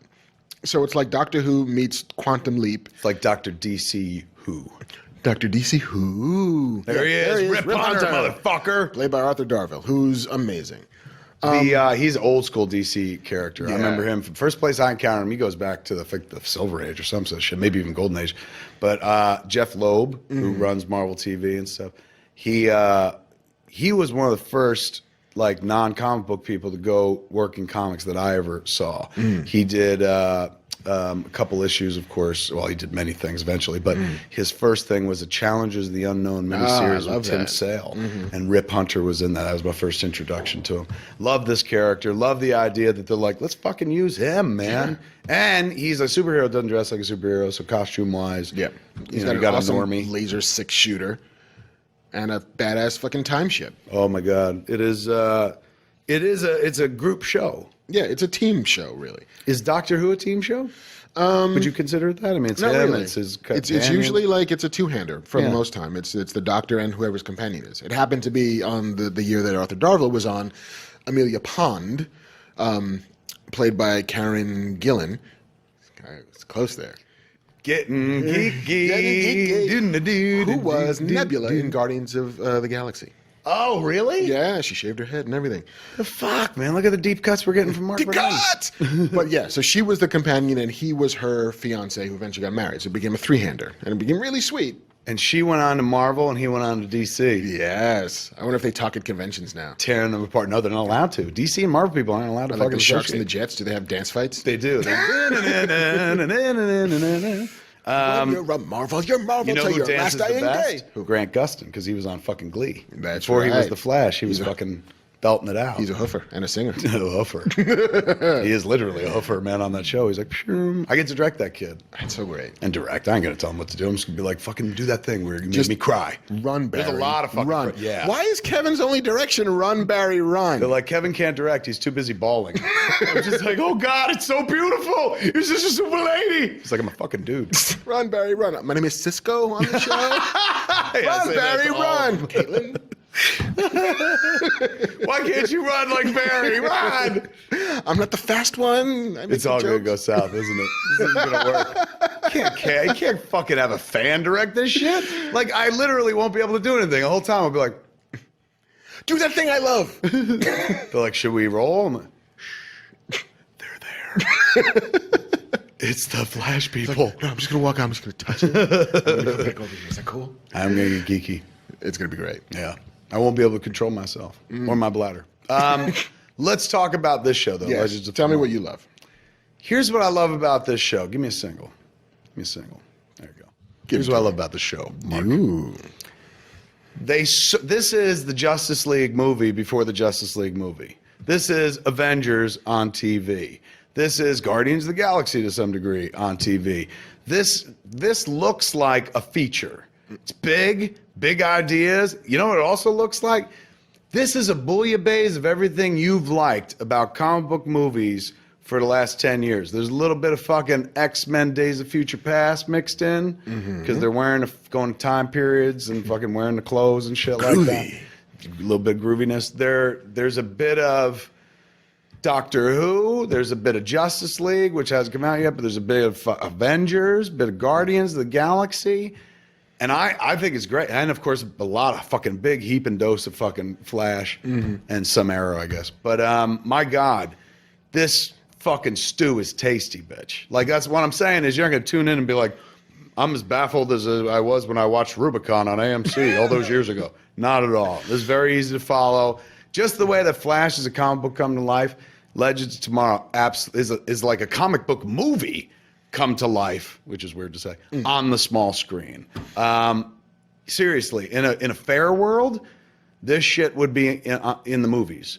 But it benefits all us that it's not a fair world because we get to watch it weekly on television. You know, For nothing. Free for nothing, bitch. As opposed to like shelling out fucking $10-15 with a year or 2 years between each episode. You can sit here and watch this every week, and they killed it on this show, man. I don't know who directed. He told us the guy, the pilot whisperer, directed. Oh yeah, it, I think. Fuck, I can't. He remember. directed their Flash pilot as well. Yeah. Fucking did a killer job, man. But here's what I love about the show. You've seen the commercial spot, you know, where they're all up on the rooftop and Rip Hunter's like, you know, oh no, in the future, because basically Rip Hunter comes from the future and collects a team of heroes to stop Vandal Savage from destroying the world. Who fucks everything up in the year 2222 or whatever the hell it is. So they're like, we got to go back in time, and they're going to stop him from doing that shit. So in that trailer, the sizzle reel they shot for the show, you know, Rip Hunter's talking to everyone on the roof, and you know, they're going, so wait, we're in the future, we're heroes? And he goes, no, you're not just heroes, you're legends. So you realize you take these ragtaggers, and you're like, oh my God, they're the fucking Justice League. And I was sitting there going, how smart. They don't have Batman and Superman, but they're like, we don't need those fuckers. And they built a goddamn fucking Justice League out of it. And on the surface, the premise is that. It's simple, beautiful. We can collect these heroes, go back in time, and fucking stop this bad man. You're like, right on, I fucking like this. But then, about midway through the show, they fucking hit you with the feels of what the real story is. And it's not like an M. Night Shyamalan fucking twist. It's just you didn't know the whole story, and the whole story is even more moving. There's a scene with, you know, to me, who I fucking love in the show is Brandon Routh. Oh, so good. Fucking so good, man. Like I worked with him as Zach McPorn. He's fucking brilliant. He's a wonderful kid. But he's so good as fucking Ray Palmer because he's so like anxious, happy to be involved, knows that he's fucking smart. And they use him so well in this because he's this emotional touchstone. Yeah, he's got the great suit and he shrinks, so he does the cool shit. But he doesn't do that very often in it, you know. Right, because it's expensive. That shit is expensive. So most of the time, he's left to his own acting chops and stuff. And they give him some great shit to work with. First, when Rip Hunter gives them the pitch. This is the pitch. You got a day to think about it. He's talking about it, and he's thinking about it, and who he's talking about it with, well, I forget who it is. I don't know if it's Martin Stein or whatnot, but he's like, I died once. And you know what happened? Nobody cared. Nobody noticed. Life went on. Like, this man is telling me that in the future, my life makes a difference. So he's like, I think I have to do this. Really touching reason. Yeah, totally. Because, you know, I guess it was an Arrow. He shrank and they thought he died, but he just fucking went small. So, you know, you're like, that's cool, man. Like, and that hit me. I was like, Jesus Christ. Like, I immediately, that's when I started crying. I wish I had a camera on me because all the best tears are on camera. But right when he said that, I was like, that's the fucking feels. That's how they got me. Go to Mark. Yeah. No, they totally got him. I mean, I love the pace of that, especially the first episode. It is fucking breathless. It's like Ocean's 11, where we're building a gang of superheroes and a couple of villains, and I love the villains. Yeah. You know, those two good guys move are great. including them. Yeah, because it builds conflict into the team, because all of these shows are about, you know, it's heroes fighting a thing. And TV is about drama, and drama is about conflict, and it's really smart by building that conflict in. So if they never go anywhere, if they never run into a bad guy externally, there's conflict on the fucking ship. Can you go to a two-shot? This is why you bring a Marc Bernardin anywhere, man. He fucking sees into shit and he understands what makes it work. He's like a fucking clockmaker. You know what I'm saying? He knows how it all puts together and shit like that. I never would have thought of that. You're absolutely right. Even the conflict thing about TV, fucking. Yeah. Because like at some point they're gonna run out of money. Because Once again, wisdom from Marc Bernardin. They used to call them bottle shows. Yeah. Where it's like it's all on standing sets. We're never leaving. Star Trek was awesome at this because, hey, so there's another ship on the screen which we're only going to show once. We're never beaming down to a planet. We're never fighting any of their aliens. It's all here because this doesn't cost us anything. Was it called bottle shows? Bottle Genie shows. was in a bottle? 'Cause that was the ultimate bottle show. I don't entirely know where Probably wasn't. the etymology comes from. But yeah, so like you can absolutely just do a show on the Time Master ship, whatever the name of it is. Like Excelsior. It's not called that. Oh, but, it's got the Wave Rider. The Wave Rider. Yes, the Wave Rider. Like they can do an episode where they never leave that ship. And there will absolutely be reasons for The Hateful Eight on the Wave Rider. The Hateful Wave. Yeah, there it is. How many people get? 1, 2, 3, 4. I like that. I do like how the ship is set up for proscenium style, so we can see our whole cast. Nobody's blocked like that. Everybody wins. No fucking ship needs to be set up like this, but Nope. It's beautiful. Yeah. I loved it when they walked in. They're like, "Everyone, get a seat." I'm like, "How perfect!" Yeah, you knew there would be 9 of us. Okay, great. Oh, I love fiction.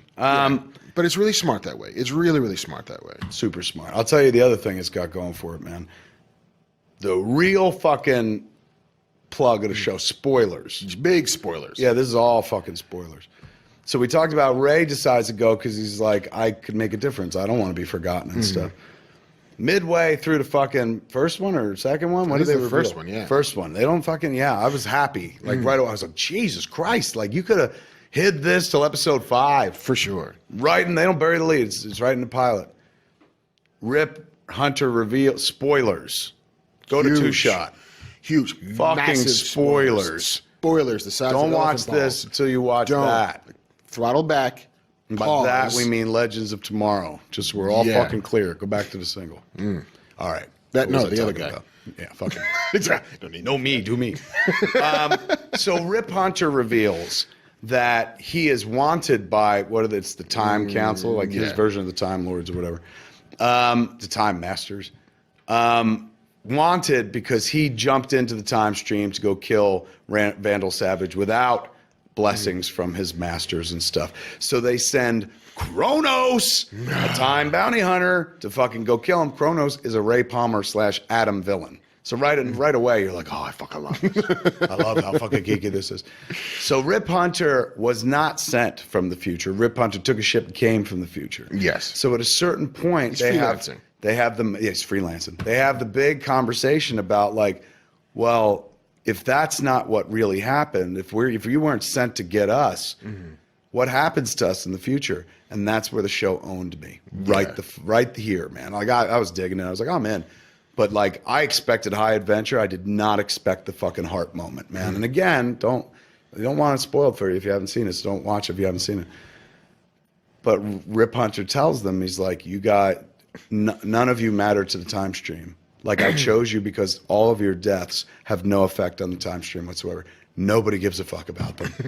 I'm like, I'm getting fucking sad about it right now. I'm like, that is so fucking heartbreaking. They're all heroes. They all put themselves and their lives in danger for others and shit. And this man comes to the future. He's like, Nah. Batman? Yeah, Superman, Wonder Woman, Adam? Not so much. You 9 fuckers, nobody gives a shit. It's so Sorry. sad, dude. I don't know. I mean, I don't feel like a winner most days. So that's what I feel like that guy. Yeah. So I watched that and I was like, Like they're all the kids who go to like Disneyland looking for their names in the license plates, and there are no names in the license plates for any of them. you like my kid Harley. That's about to change though. Holy fuck. It is that hook alone. I was like, oh.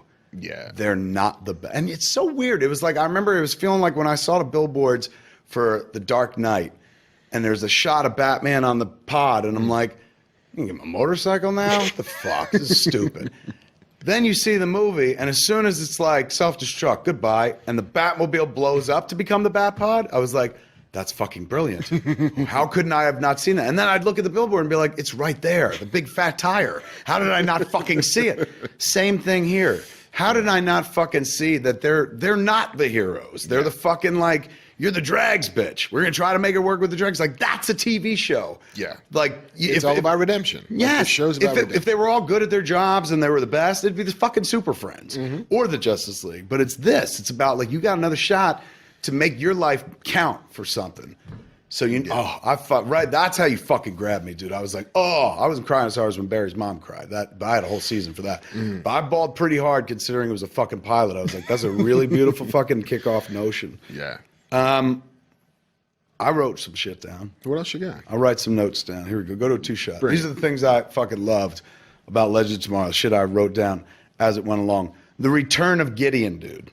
Gideon is the onboard fucking computer on the Wave Rider. And one of my favorite moments of fucking Flash season 1 was when they were in the room with Gideon. It was Flash and Caitlin and Cisco, and they're getting information. They've never encountered it before. And fucking Harrison Wells is coming back, and it's a race against time. Yes. Oh, it's so fucking, it's a real tense scene and shit. And then like, we gotta go, Barry. And they're like, we got a fucking polar circuit, so she can't fucking tell Wells. And he's like, is there any way, Gideon, is there any way that you could just not tell Harrison Wells we were here? And she's like, I will, I am programmed to do whatever you say, Barry Allen. I'm about to fucking cry. I love this so fucking much. You have no idea. And he's like, why? And the computer says, because you built me. And the fucking look on Grant Gust's face, man, where he's just like, it's fucking beautiful. It's a mind-bending little moment. And I sat there fucking crying. I was like, oh, God, this is so perfect. Kill me now, Jesus, because life will never get better than this moment. Don't touch it. Don't touch it. Oh, totally. It was that. It was like, don't. Just back away. Oh. So, that being said, with Gideon, I did get emotional again. With Gideon being on the onboard ship, I was like, oh, it's all happening. This is what you I love Andrew Kreisberg. I know he did that. I know he was like sitting in a writer's room, was going like, oh, let's use Gideon as the voice.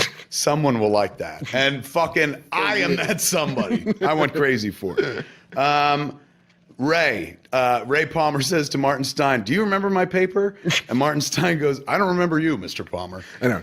Really nice beat. Keeps calling him Mr. Palmer. Yeah. Wouldn't even call him Dr. Palmer. Dr. Palmer. Like, but I'm a doctor. I did the fucking work. I'm a doctor. But that also lends to, there's Martin Stein himself. The fucking, as Mark said right before the show, you're like, they show the posters of all the young heroes, and then it's like, there's your dad. The guy who buys the Legends of Tomorrow beer. And the rest. But you need him. That's the great, what's his fucking name? Oh, Victor Garber. Oh, I fucking love Victor Garber. I saw him on Titanic the other day. Titanic was on That's cable. right, that's and right. he's the guy who built the Titanic. This is the guy who played Anthony the sailor in the original production of Sweeney Todd. Wow. Yes. And he plays God in Godspell, or Jesus, whatever you call that clown character. In the movie, not in religion. I understand the clown character in religion is called Jesus. But I'm talking about it in the movie Godspell. And God in real life is Morgan Freeman. So Yes. it's not Victor Garber. No. Clearly. Yeah, we all know that. Come on. Well, to some of us, God is Alanis Morissette. That was just a little pocket in the 90s. I won't take it away from Morgan Freeman. She had a minute. We all had a minute, Mark. I love that, though. I think that's a cool notion that he feels like it feeds into the whole, like, this is why Ray goes on the trip, because he's like, this fucking doctor who taught me doesn't even remember my work. Like, he feels very unimportant, very small. That's good writing, kids. There it is. That's Mark Bernardin level good writing right there. You know what I'm saying? I'm telling you, that's a bunch of people sitting around in a writer's room going like, what are his character traits? They have to. Either that or just happened luckily. But Because it's all like, how do all of these characters at some point match up with each other? And they spin a lot of plates on this show. I fucking salute anybody that's like, we got many stories to tell. When I did Dogma, that's a lot of stories to juggle and shit when you have that many characters and whatnot. It's great when it's a two-hander, three-hander, but this is 8, 9 people. They got to write for every fucking episode. They did a great job, at least in these two that we've seen so far. Okay. I died once. You know what happened? Nothing. I said that. White Canary, Stephanie from Mad Men. I said that. Brandon is Ray Palmer. I says perfect casting of character. Can I get some water, Matt? I'm fucking choking, dude. Kendra I will as give mom. you water from my cup. Thank you. Kendra as okay. This is fucking deep cut spoilers. So again, watch the show. For reals. I think the first moment that really made me cry hard was Kendra finds out she's this old man's spoilers Mother. Fucking crazy. And Because they're hunting for like this professor at some college who's been tracking Vandal Savage for his entire life. And so he's got apparently the information. Like, where can we find him? What does he do? Where does he live? What are his patterns? And they're like, well, we got to go talk to this guy who's been obsessed with Vandal Savage for years. And they go to talk to him, and he's her fucking kid. it's fucking big. He goes, and he's drawn to her, and finally, they set it up for a few minutes, and then he has a moment to say, "You're as beautiful as I remember." And you're like, what is it? Yeah. And Did you meet me before? And there's a photo of like a man, a woman, and a kid. And you're like, oh my God, is he the man? Thank you. Oh, you're amazing. Matt, everybody. Matt's head. That's a producer. Brings you water when you need it. So you're like, oh, maybe it's the guy. He's a reincarnated version guy. But he's the baby in her arms. Yeah. What a fucking cool. I've never seen that before in pretty something. great. You know what I'm saying? Like the notion of like, here's a kid you didn't know you had who's a fucking full grown adult, older than you. And you're going to spend this little truncated time with him and then, Yeah, spoil like he it. spent his entire life obsessing over this, hoping that at some point he would meet his parents again. Isn't that, oh my, Knowing that they would reincarnate because he's done all the fucking homework, so he knows. good piece of writing. So great. Really emotional. I dug that a lot. One of them said, Mom used to listen to Captain and Tennille a lot. I think it was either Heat Wave or fucking Captain Cold. Good fucking line. Because they played, I think, Love Will Keep Us Together or whatever. Yeah, they went to the disco, the bar bar fight. scene in 1970, whatever. Kronos, I said. Kronos and the Hawk fight was badass. All the Hawk fight stuff. All Hawkman, Hawkwoman taking flight, wings busting and fighting shit. It's fucking badass. Really fucking. And again, like that to me is the unsung hero of all this shit because you're like, I can't believe we live in a world where they're showing fucking hawks, where the hawks are fighting. And that's the same fucking storyline that I remember from the comics where she's like, I don't fucking remember any of this. He's like, Kendra, you must remember, we're reincarnated souls. There have been so many different versions of these fucking Hawkman, Hawkwoman characters. When I was a kid, the Hawk I got was in Buck Rogers, who really just literally had a fucking hawk hat. What's his name? Hawk. He flew a hawk ship. And he was like their Spock. He was emotionless, like a bird for some reason. Yeah, because he's a bird person. None of them are those. Yeah, that's not from that show. All right, so what else we got, man? The professor kid, Kendra's dad, when he was just like, "Is that a laser gun?" That was so cute. I thought that was really, really cool. They're having fun with the time stuff too. Which is They cool. are having a blast. We go out for 5 minutes. You pick a fight with Boba Fett. The guy who plays Captain Cold is amazing. What's his name? Dominic, no, Wentworth Miller. Dominic Purcell's his brother, Heatwave. He's fucking, the way he plays Captain Cold, dude, is fucking, it's great. Like, Yeah. he found a thing to do. You know what I'm saying? Like, I appreciate when an actor's like, all right, I got a thing for it. Yeah. And he delivers everything in this very particular way. Right. Like, just above it all. So, very Mr. Spaderish. Hunter. Not, he don't cop James Spader, but he reminds me of, like, Spader's Yeah, presence in it's the this movie. like laconic intent. Like Yes. it's very much like he's leaning back into it, but it's very precise. It pains me so much to do this. You know, Right. like everything hurts so badly. Let me see, what else did I write down? Kronos versus the Legends. There's a big moment where Kronos fucking fights all the Legends tomorrow. There's a laser fight and the Wave Rider takes off. As good as you would see in any fucking feature film. Yeah, and like fun, like they hit him with the car. Yes. Like that's great. Good fucking shit. Spoilers. All of this is spoilers. Let me see. I said I respect for all the moving parts. So many characters. We talked about that. Kendra and Sarah punch and rip Hunter. I thought that was kind of fun.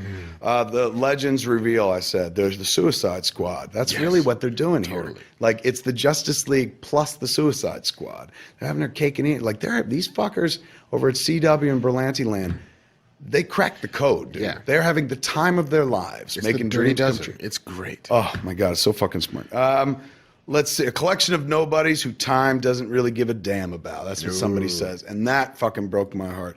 The spoilers again. The death of Rip Hunter's family, which is paid off, is the opening scene. You see the future with Vandal Savage, and he kills some fucking random woman and some kid. Ain't so random. Nope. Just like good writing in TV turns out to be something. I never would have thought of that. And when Nothing it is happened, wasted, yeah. oh my God, nothing's wasted. You're absolutely right. So that is really well done. The Professor's necklace. I don't know what that is. I forget what that is a reference to. I called it a total soap opera or a soups opera. coining that phrase. Soups opera. Soups opera. Along with toilers in the Yes. Me and Mark creating language. Batman and Batman word bank. These are the keywords by which you can search our show. Soups opera. Martin Stein, when he decides to go, I thought his reason was, and as a middle-aged man, it fucking struck home with me. I'm sure no kid watching the show is going to be like, "Yay, Martin Stein," but I was. Nice But blazer. His rationale was, at my age, you don't know how many adventures you have left. Yeah. It's really fucking quite sweet. Like, and again, like, yeah, he's the one of these things is not like the other in the cast, Vincent Garber, because he's a classic fucking Broadway actor. But man, this show benefits from having him every way, shape, or form. Yeah. When you see somebody that good at their job playing something this goofy, that seriously, you take your fucking hat off, man. They're making dreams come true. Some kids are going to see this for the first time. This is their first Adam or fucking Rip Hunter. Like, most kids are like, Rip Hunter. Ooh, what? But now Rip Hunter's a viable fucking character for a bunch of kids because, like, oh, he's the time traveling man. Yeah, I mean, it's really smart. And it does definitely take a page from like the Battlestar Galactica thing, which this is a silly idea that if we get the best fucking actors we can find, will absolutely help us sell it. You know, you give me, Mary McDonnell and you give me Edward James Olmos, then robot toasters who look just like regular people is fine. I'll give you everything else. I'll give you planets named after, astrological signs. I will give you all of this shit if those guys sell it. And Victor Garber's one of those guys. Like, He's selling it. He gets a lot of screen time in part 2. He gets like a really funny bit where he meets, spoilers, they go back in time to the 70s, so he meets his college-age self, and there's a chance that he doesn't meet his wife. Like, Right. once It's they a go Back to back the in Future time, thing. there's pictured right there, man. 1970s. They spent a little coin. They You did. got to put those outfits together and stuff and rebuild the 70s to. And granted, you can keep it focused to your frame, but very much. they get a big walk-in shot. I thought I was impressed by that kind of shit. But he gets to act his ass off in this, and that's really fun. There's a lot of weed smoking, and I appreciated that a great deal. I Listen, love when things I love come together. I'm happy to do a flash, but what I really want to do is the pot smoking episode of Legends of Tomorrow. Yeah, next time you're doing that, give me a Hey, ring a ding. It'll be both it's Cheech and Chong for you. it's crazy. They do like a bunch of pot jokes because they're in the 70s. At one point, fucking Martin Stein is like, let's spark a doobie and talk about physics. Fucking good shit, man. Canary takes joints from the 70s when they leave onto the Wave Rider. So setups for later, dude. Yep. Do a whole episode where they just get baked on the Wave Rider. That's my episode. Please, Andrew, let me do the one where they're all in one room getting high. Yeah, that's the bottle episode. The Breakfast Club episode, essentially. What else? Martin re-meets his wife. Very fucking sweet when they do that piece because at one point Martin fucks up his chances of meeting his wife, and then of course things get righted. But there is Something not quite irrevocable because yes, it because we deal in time here. But we're dealing in time and we're dealing with people for whom time is never permanent. yeah, but Yeah. there's some casualties. Yeah, and I was okay with that one. Oh, were you? I like it. We don't want to spoil it, but Yeah. oh my god! Well, we spoil everything. Yeah, really? That you're. all right I just didn't like that. We guy talked about it. doing it? I didn't like that actor so much. So He ain't gone. I know There's no way. it's a nice respite though. Could you imagine? Mark, I can't stand him. I like the dude. I can't believe though. Pilot episode. They're like, yeah, Hawkman's gone. Sorry. Whoops. And whether he ain't gonna stay gone. They're like, are you kidding? We put a lot of money into that poster. Surely he'll be back. But even if they take him out for a few episodes, it's kind of fucking badass. It's pretty sweet. Way to start your show where you're like, one of the stars is gone. In Buffy the Vampire Slayer, Yeah. of all things, The movie or TV show? the TV show. Okay. In the very first, I only acknowledge the movie. No, I'm kidding. I'm that guy, Captain Contrarian. Fran Kazooie. Frank Kazooie. But in the pilot episode of Buffy the Vampire Slayer, there's a character in the opening credits who gets killed in the first show. And the trick is, like, look, he's part of the show, clearly. He's in the opening credits. He's going to be in it for like 6 years. And they kill him in the first episode. Right away? It's just nothing is safe here. And did they then take him out of the front credits? Yeah, put him in there once. The dude was just like, thanks. Hey, I told That's my cool. mom I was on the show forever. I'm in the opening credits. We did a shoot. Said I was even in the credits, and they never get rid of people in the credits. No, it's like Welcome to Buffy, bitch. They didn't kill Phoebe. Nobody likes Phoebe. Who's Phoebe? Friends. Oh. People didn't like Phoebe? I don't know. Mark's making shit up. These kids have never seen Friends. I didn't. I watched 1 or 2 episodes, and I was like, this is This ain't for me. No. This apartment is way too big. I lived in New York. Don't look like this. Nuh-uh. And where are the roaches? Yeah. And you don't have any black friends I want in New York? That's what I said too. The same thing. I said, where are the black friends? On BT. On a show called Black Friends. Sorry, Martin and Tisha Campbell. Oh my God, that's right. It kind of was. Boy, oh boy, they fucking cracked it, man. This is a fun fucking show. I don't want to spoil the rest of it. We've spoiled so fucking much. Yeah. But it's like a win. it's like watching a fucking blockbuster movie every week. They keep this up, and they can't not. You know what I'm saying? Yeah. Like launch strong. Granted, it's a pilot, and they tend to spend a little more money on a pilot, but the bar is high, man. And they're going back and forth through time, as we heard in an earlier episode. Jonah Hex. They Doing can grab Old West. DC Universe characters. They can do fucking what's his name? Not Sergeant Rock. They could do fucking who? Here's why what would I you want. want it? It'd be boring. I want to see the Commandy episode. You see those Silent Bob eyes that I'm wearing? Commandy, last boy on earth. That's right, man. So that Right. means they go to the future. Yeah, because why couldn't you? It's true. You can Deep go anywhere. to the future. Deep to the future. That's. I like this show a lot. Like I did when they first announced it. When I saw the trailer, I was like, oh, I guess that's cute. They're doing like a team show. Good for them and stuff. But I hadn't watched Flash even at that point. So when they first talked about it, I was like, well, it's nice to think things are working for them.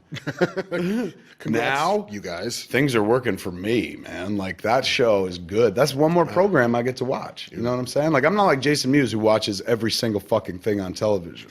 Every fucking day he downloads 4 new shows and watches them all. Like he watches everything. He's like That's the impressive. dude with the pen in the Matrix with all the TVs and shit who says things that are very confusing. Mewes is just like that guy. Now that I think about it. So Iteration of the anomaly is well, problematic. Mewes ain't that guy. 'Cause I don't think he's ever heard the word anomaly. But it's I forget where I was going with that analogy. I don't know. It's a good time. I just got excited by the idea that they could maybe meet Sergeant Rock. I said that before, Yeah. and I was like, "That's boring. Who gives a fuck about Sergeant Rock?" Well, I'm thinking from a purely because From a DC fan from a perspective. DC fan perspective and from a we can pull this off on a weekly basis. Totally. Like when you go to the Old West, that's fine. World War II, we can probably fake that. Dude, fuck Sergeant Rock. Haunted tank, bitch. You know what I'm saying? Haunted fucking tank. Creature Commandos. That's not bad. It's a deep DC bench they could pull from that fucking Zack Snyder is never going to touch cinematically. So keep going, kids. Yes. Like doing the Lord's work over there at Berlanti Land and at CW. I never thought I'd say that. I never in my life thought I would say this, but God damn it, I love the CW. A network full of shirtless teen boys, and I love it. It's amazing. All of them had a face, neck, and chest. You know what I also dig on a fucking Legends of Tomorrow? This is a very tiny thing, but do you see Ray's suit constantly is moving? Yes. The pot when he's wearing the Atom suit, it's constantly fucking moving, and it's that's not a special effect, a CG effect. I think they built that into the suit. Yeah, just Constantly winged it, just kinda whirring. like, Really nice touch, man. Like his tech is alive. It was kind of dope, man. But I think he's my all-star for the show. I think Brandon is my emotional journey. Like he's wonderful in the show. The whole cast is fucking great. Don't get me wrong. Yeah. But I think he's the one that I'm like, oh, like I love his story the most. Like there he is, man. He just wants to be a hero so badly. He wants to make a difference. He's so smart. He can get so small, so tiny, so tiny to fight injustice. But it's a really sweet story, man. That because honestly, you can go like you couldn't do that with Batman. No. Let's say they have Batman, and Batman's like, I'm a loser in the future. Like that would never happen. But you could do that with Ray Palmer. Yeah. And what does most people know outside of comics about the Atom anyway? Nothing. So He it's looks like, a lot like Iron Man. Yeah. Is he rich? Yeah. He's kind of a lot like Iron Man. What Yeah. did you do? Get small. Like Ant-Man? Yeah. yeah. And to be fair, Iron Man's a lot like Batman. Yeah. They're all a lot alike. They're all very much from the same well. And we love that well. We drink from it all the time. drink it's deep. the fountain of youth, motherfuckers. Keep you young thinking about this shit. Man. Elixir of life. You ain't kidding. You spend all your fucking remaining days watching Legends of Tomorrow. Before you know it, the grave will be here for you. And there it is. You'll spend your time wisely. You will be a legend of today in your own life. Of tomorrow. It's a good fucking show, man. I don't Do need it. to sell it to you. I'm telling you, you've seen some of the footage already. You've seen the spots on TV. Do it. Join in, man. This is another fucking.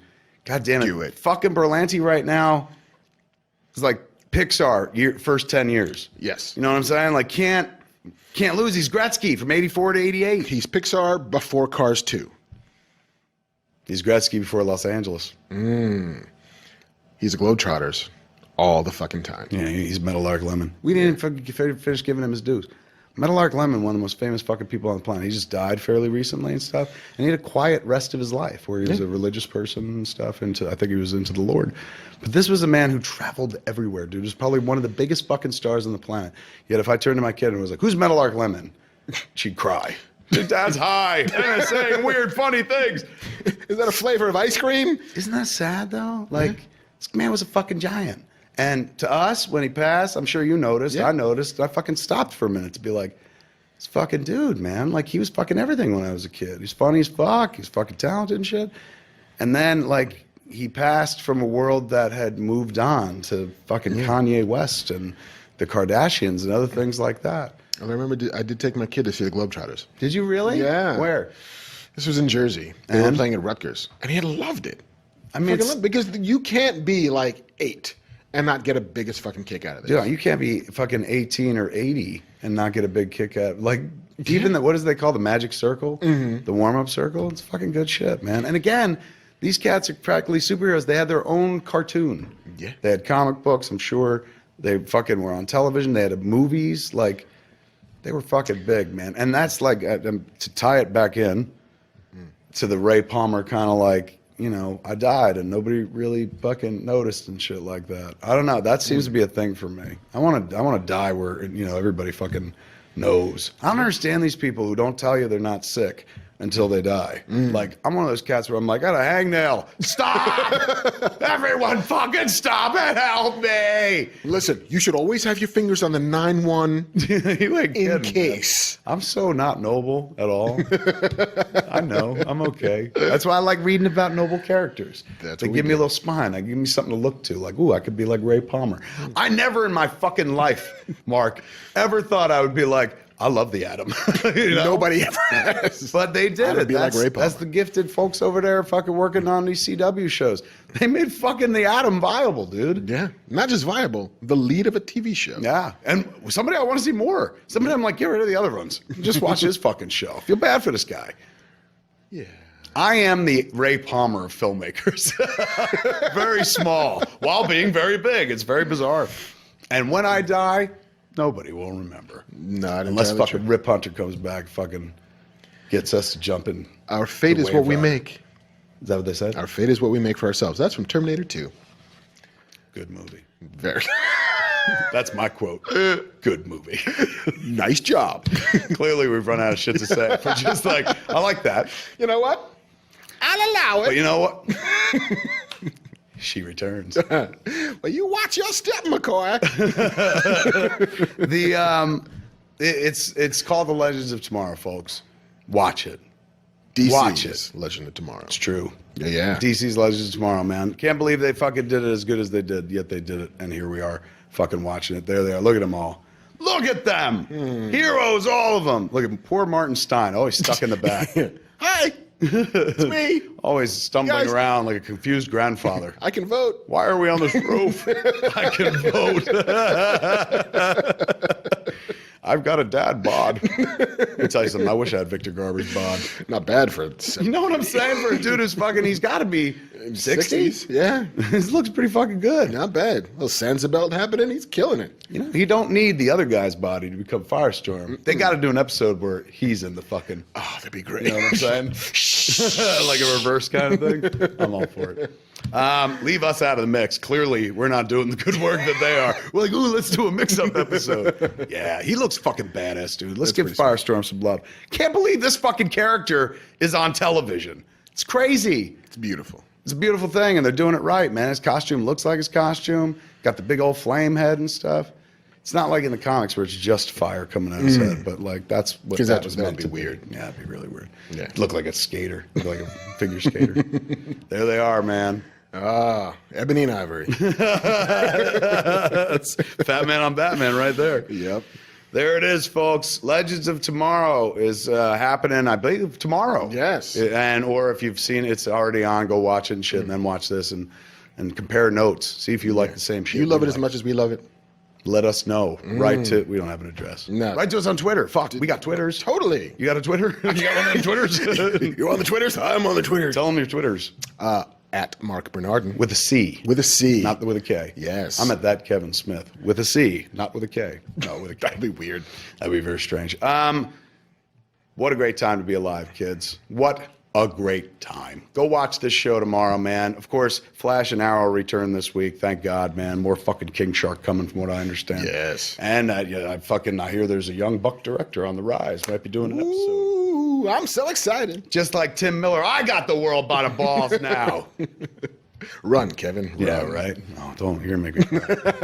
I almost fucking bawled again talking about the goddamn computer. Dude, I can't tell you how fucking touching it was when the computer was like, "You created me, Barry Allen." I was like, I gasped inward, and well, I guess you don't gasp outward. I gasped. I almost collapsed a lung. I gasped so hard. Oxygen overload. I love this shit. All right, man. That's all the time we got for this week, man. For Fat Man on Batman, I'm Kevin Smith. Marc Bernardin. Don't forget, man. Come see us here on Friday, on Monday, Wednesday, and Friday. We're coming all the time. Always, all over your face, neck, and fucking sometimes your back. Yes, a little bit. squeegee. Turn around, we say, and then a little on the back. Same. Fat